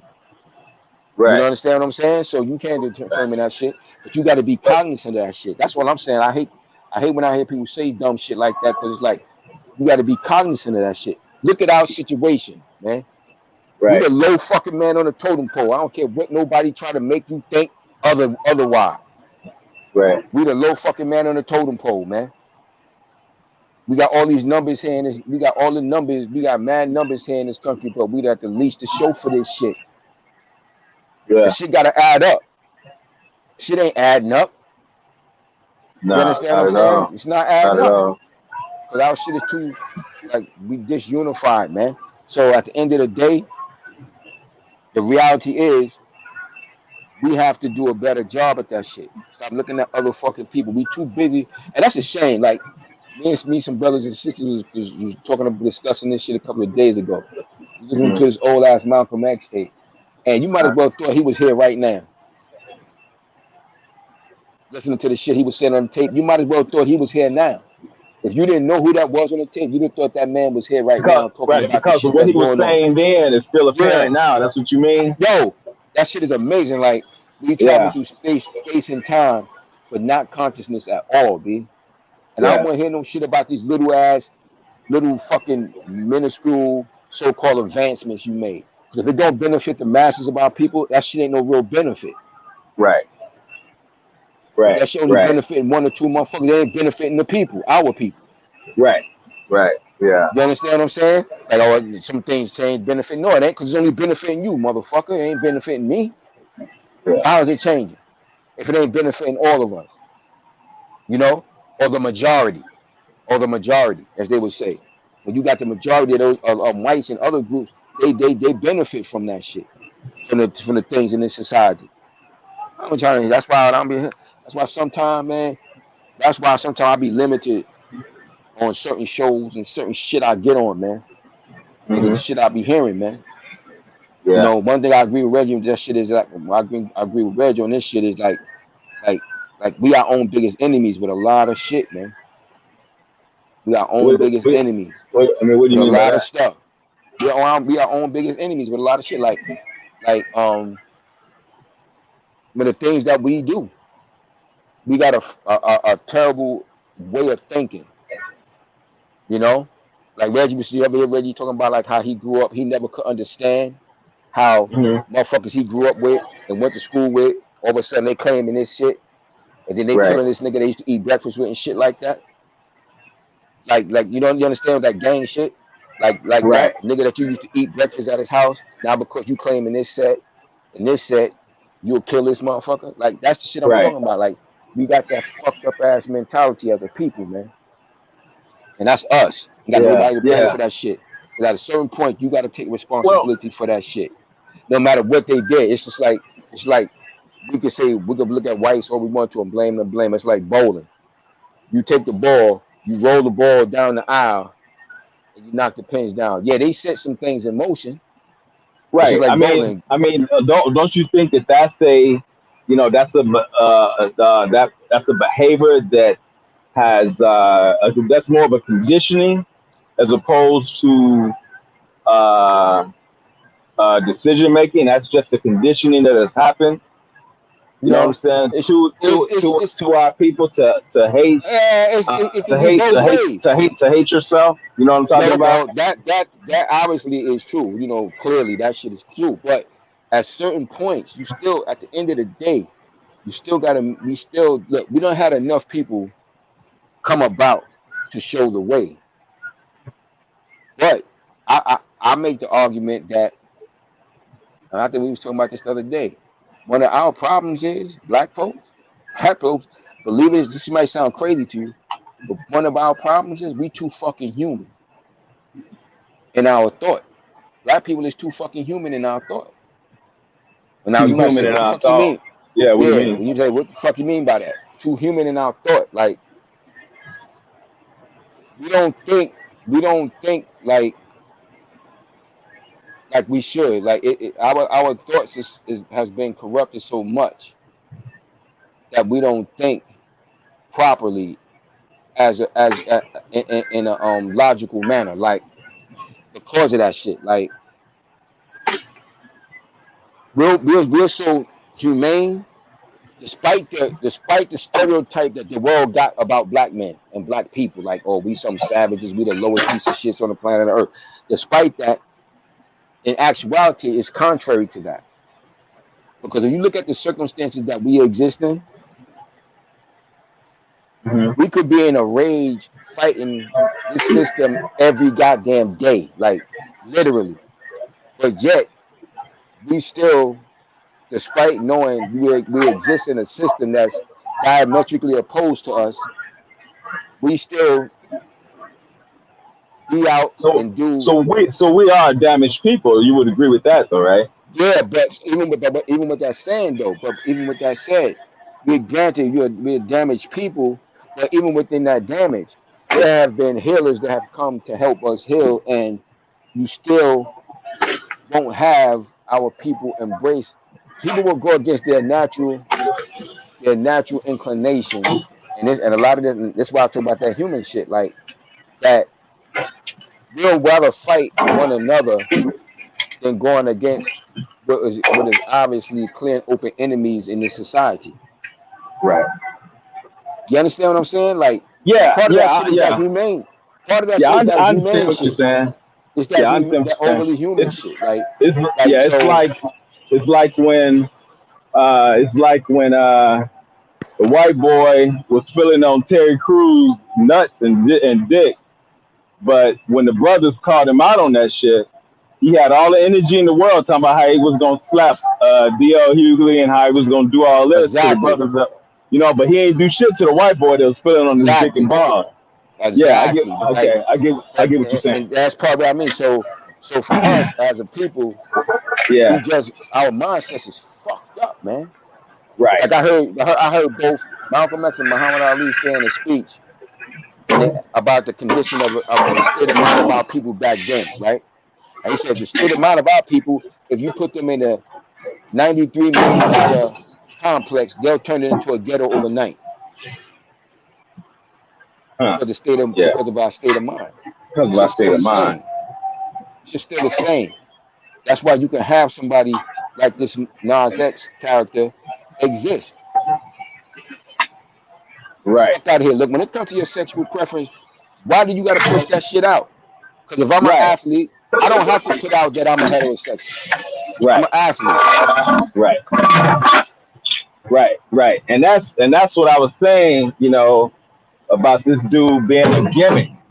You know what I'm saying? And how he's pushing this shit. Luther Vandross was gay, but you didn't know that. Yeah, exactly. And You know even what if I'm you could saying? tell, even if you could tell, he didn't put it out there like He that. didn't put it out there like that. Now, and I don't know if it was you or somebody said that brought up a good thing the other on one of the shows the other night about how you don't see them white rockers like doing that shit. Like somebody brought up a good point about that shit. Like how they you don't see them out there doing that Well, shit. Like yeah, I don't mean well, with I the mean, you, crazy. I don't mean with the crazy.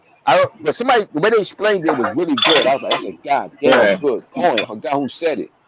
I mean, But back in the day, I mean, you knew that Freddie Mercury from Queen was yeah. gay. But I'm talking You about. knew that. Yeah, but they was kind of. But I'm saying like it was. I'm talking about. It's differently. Like it's not. It's different in this sense. Like I'm trying to think of the way they explained it. They broke it down really well, and I thought they did it. I mean, like they're not pushing the agenda. Yeah, you understand? See, Yeah. they're pushing an agenda Right. in a different type of way. You didn't see Freddie Mercury going around to schools, Right. Right. kids school, reading books, Right. no shit like that. You know what I'm Right. saying? It's a different agenda. Like when Yeah. it comes to those type of things. Yeah. And Yeah. ultimately, man, when it come down to this shit, we gotta take control of this shit. You can't keep. You can't keep. You gotta look at yourself a certain type of way, Right. and you deal with you carry the truth as you see it. It's just like when they was talking like up here in New York, they was up here talking about all this Asian hate shit. We was speaking out against that shit. We like it's a goddamn lie. That's It's a fucking bullshit. lie. That's Yeah. bullshit. That's bullshit. We've And I always work in the embraced Asian area, the but every Asian I gotta culture. pass through. I gotta pass through Yeah. an Asian area on my way to work at night when I'm Yeah. going to work. And Yeah. I've been doing it. I was like, that's a damn lie. They was out there protesting. I said, that's Yeah. a lie. That's a I said, that shit ain't true. I got a close friend that's Chinese. They own a restaurant and everything. I was like, it's a damn lie.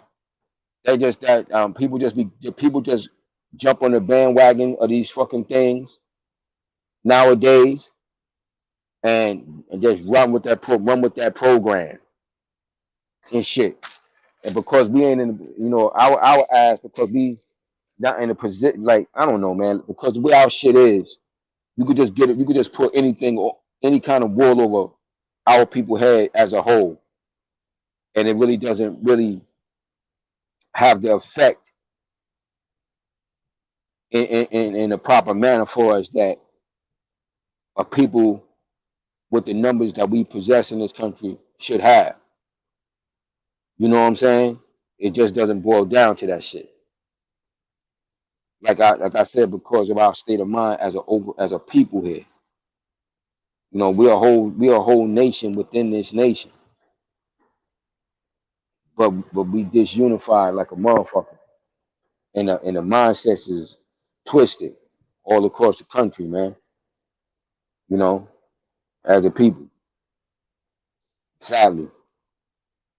You know, we gotta do better, especially when it comes to things like that. When they're making clear, it's not even rocket science. They're making a clear assault, like they always been doing shit for the hundreds of years we've been under this system.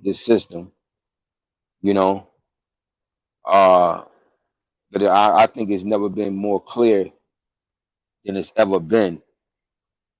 You know, at this time, all that shit did was just go underground for a few decades, and it done reared its true and ugly head right back up.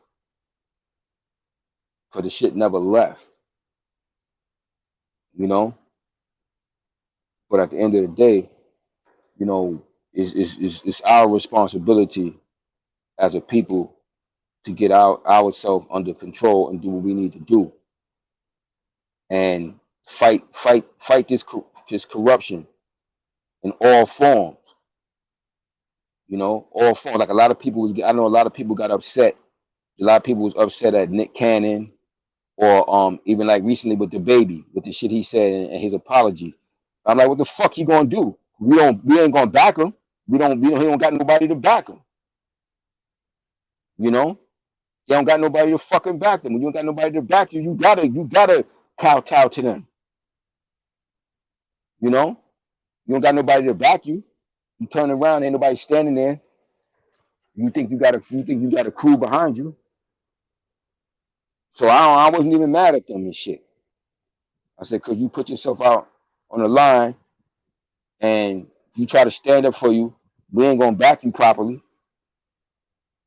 So I can't even be mad at them when they go back against what the fuck they might have said, or if they try to stand 10 toes for a while, and then all the opposition come against them, and then they ultimately end up folding. We don't stand for shit, man. As a group, we don't stand for nothing. They don't fear us properly. We're not unified, you know, in a proper way. We a slap, we not a fist. You know, we're not even a damn good slap. To be completely honest with you.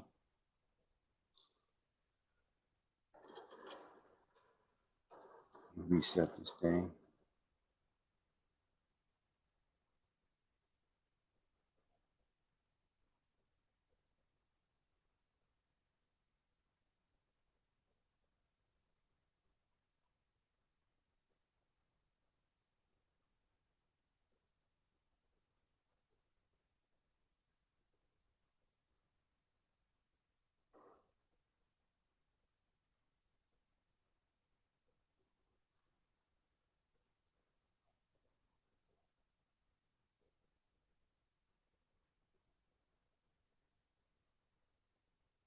We go in the chat, see what's going on.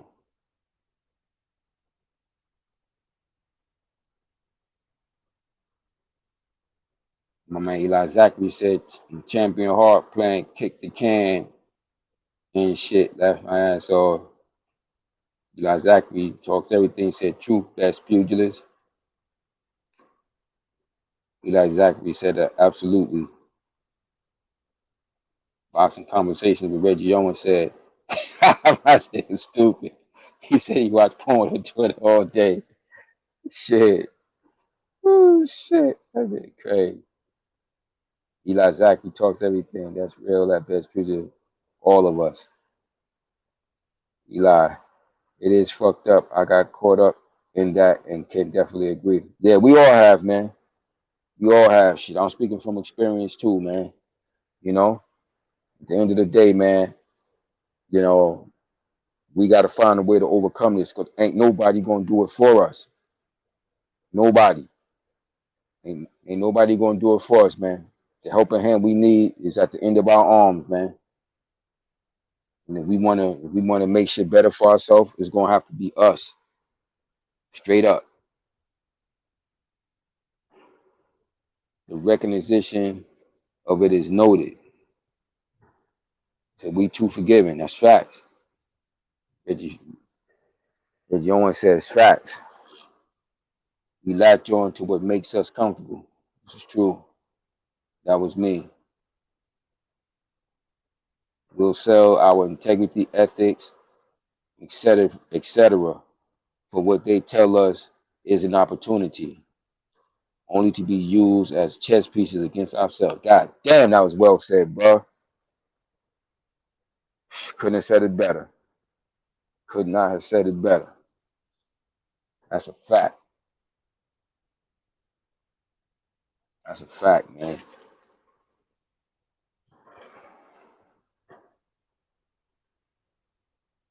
Well said. Well, brothers, I'm about to get off the show, man. It's nice riding with y'all. And shit. It's time for me to get off. I'm about to go take care of some things in about an hour. Shit, so man, y'all brothers stay up, man. Stay safe out there. And I guess we'll be doing this thing again tomorrow night, tomorrow morning. All right, peace.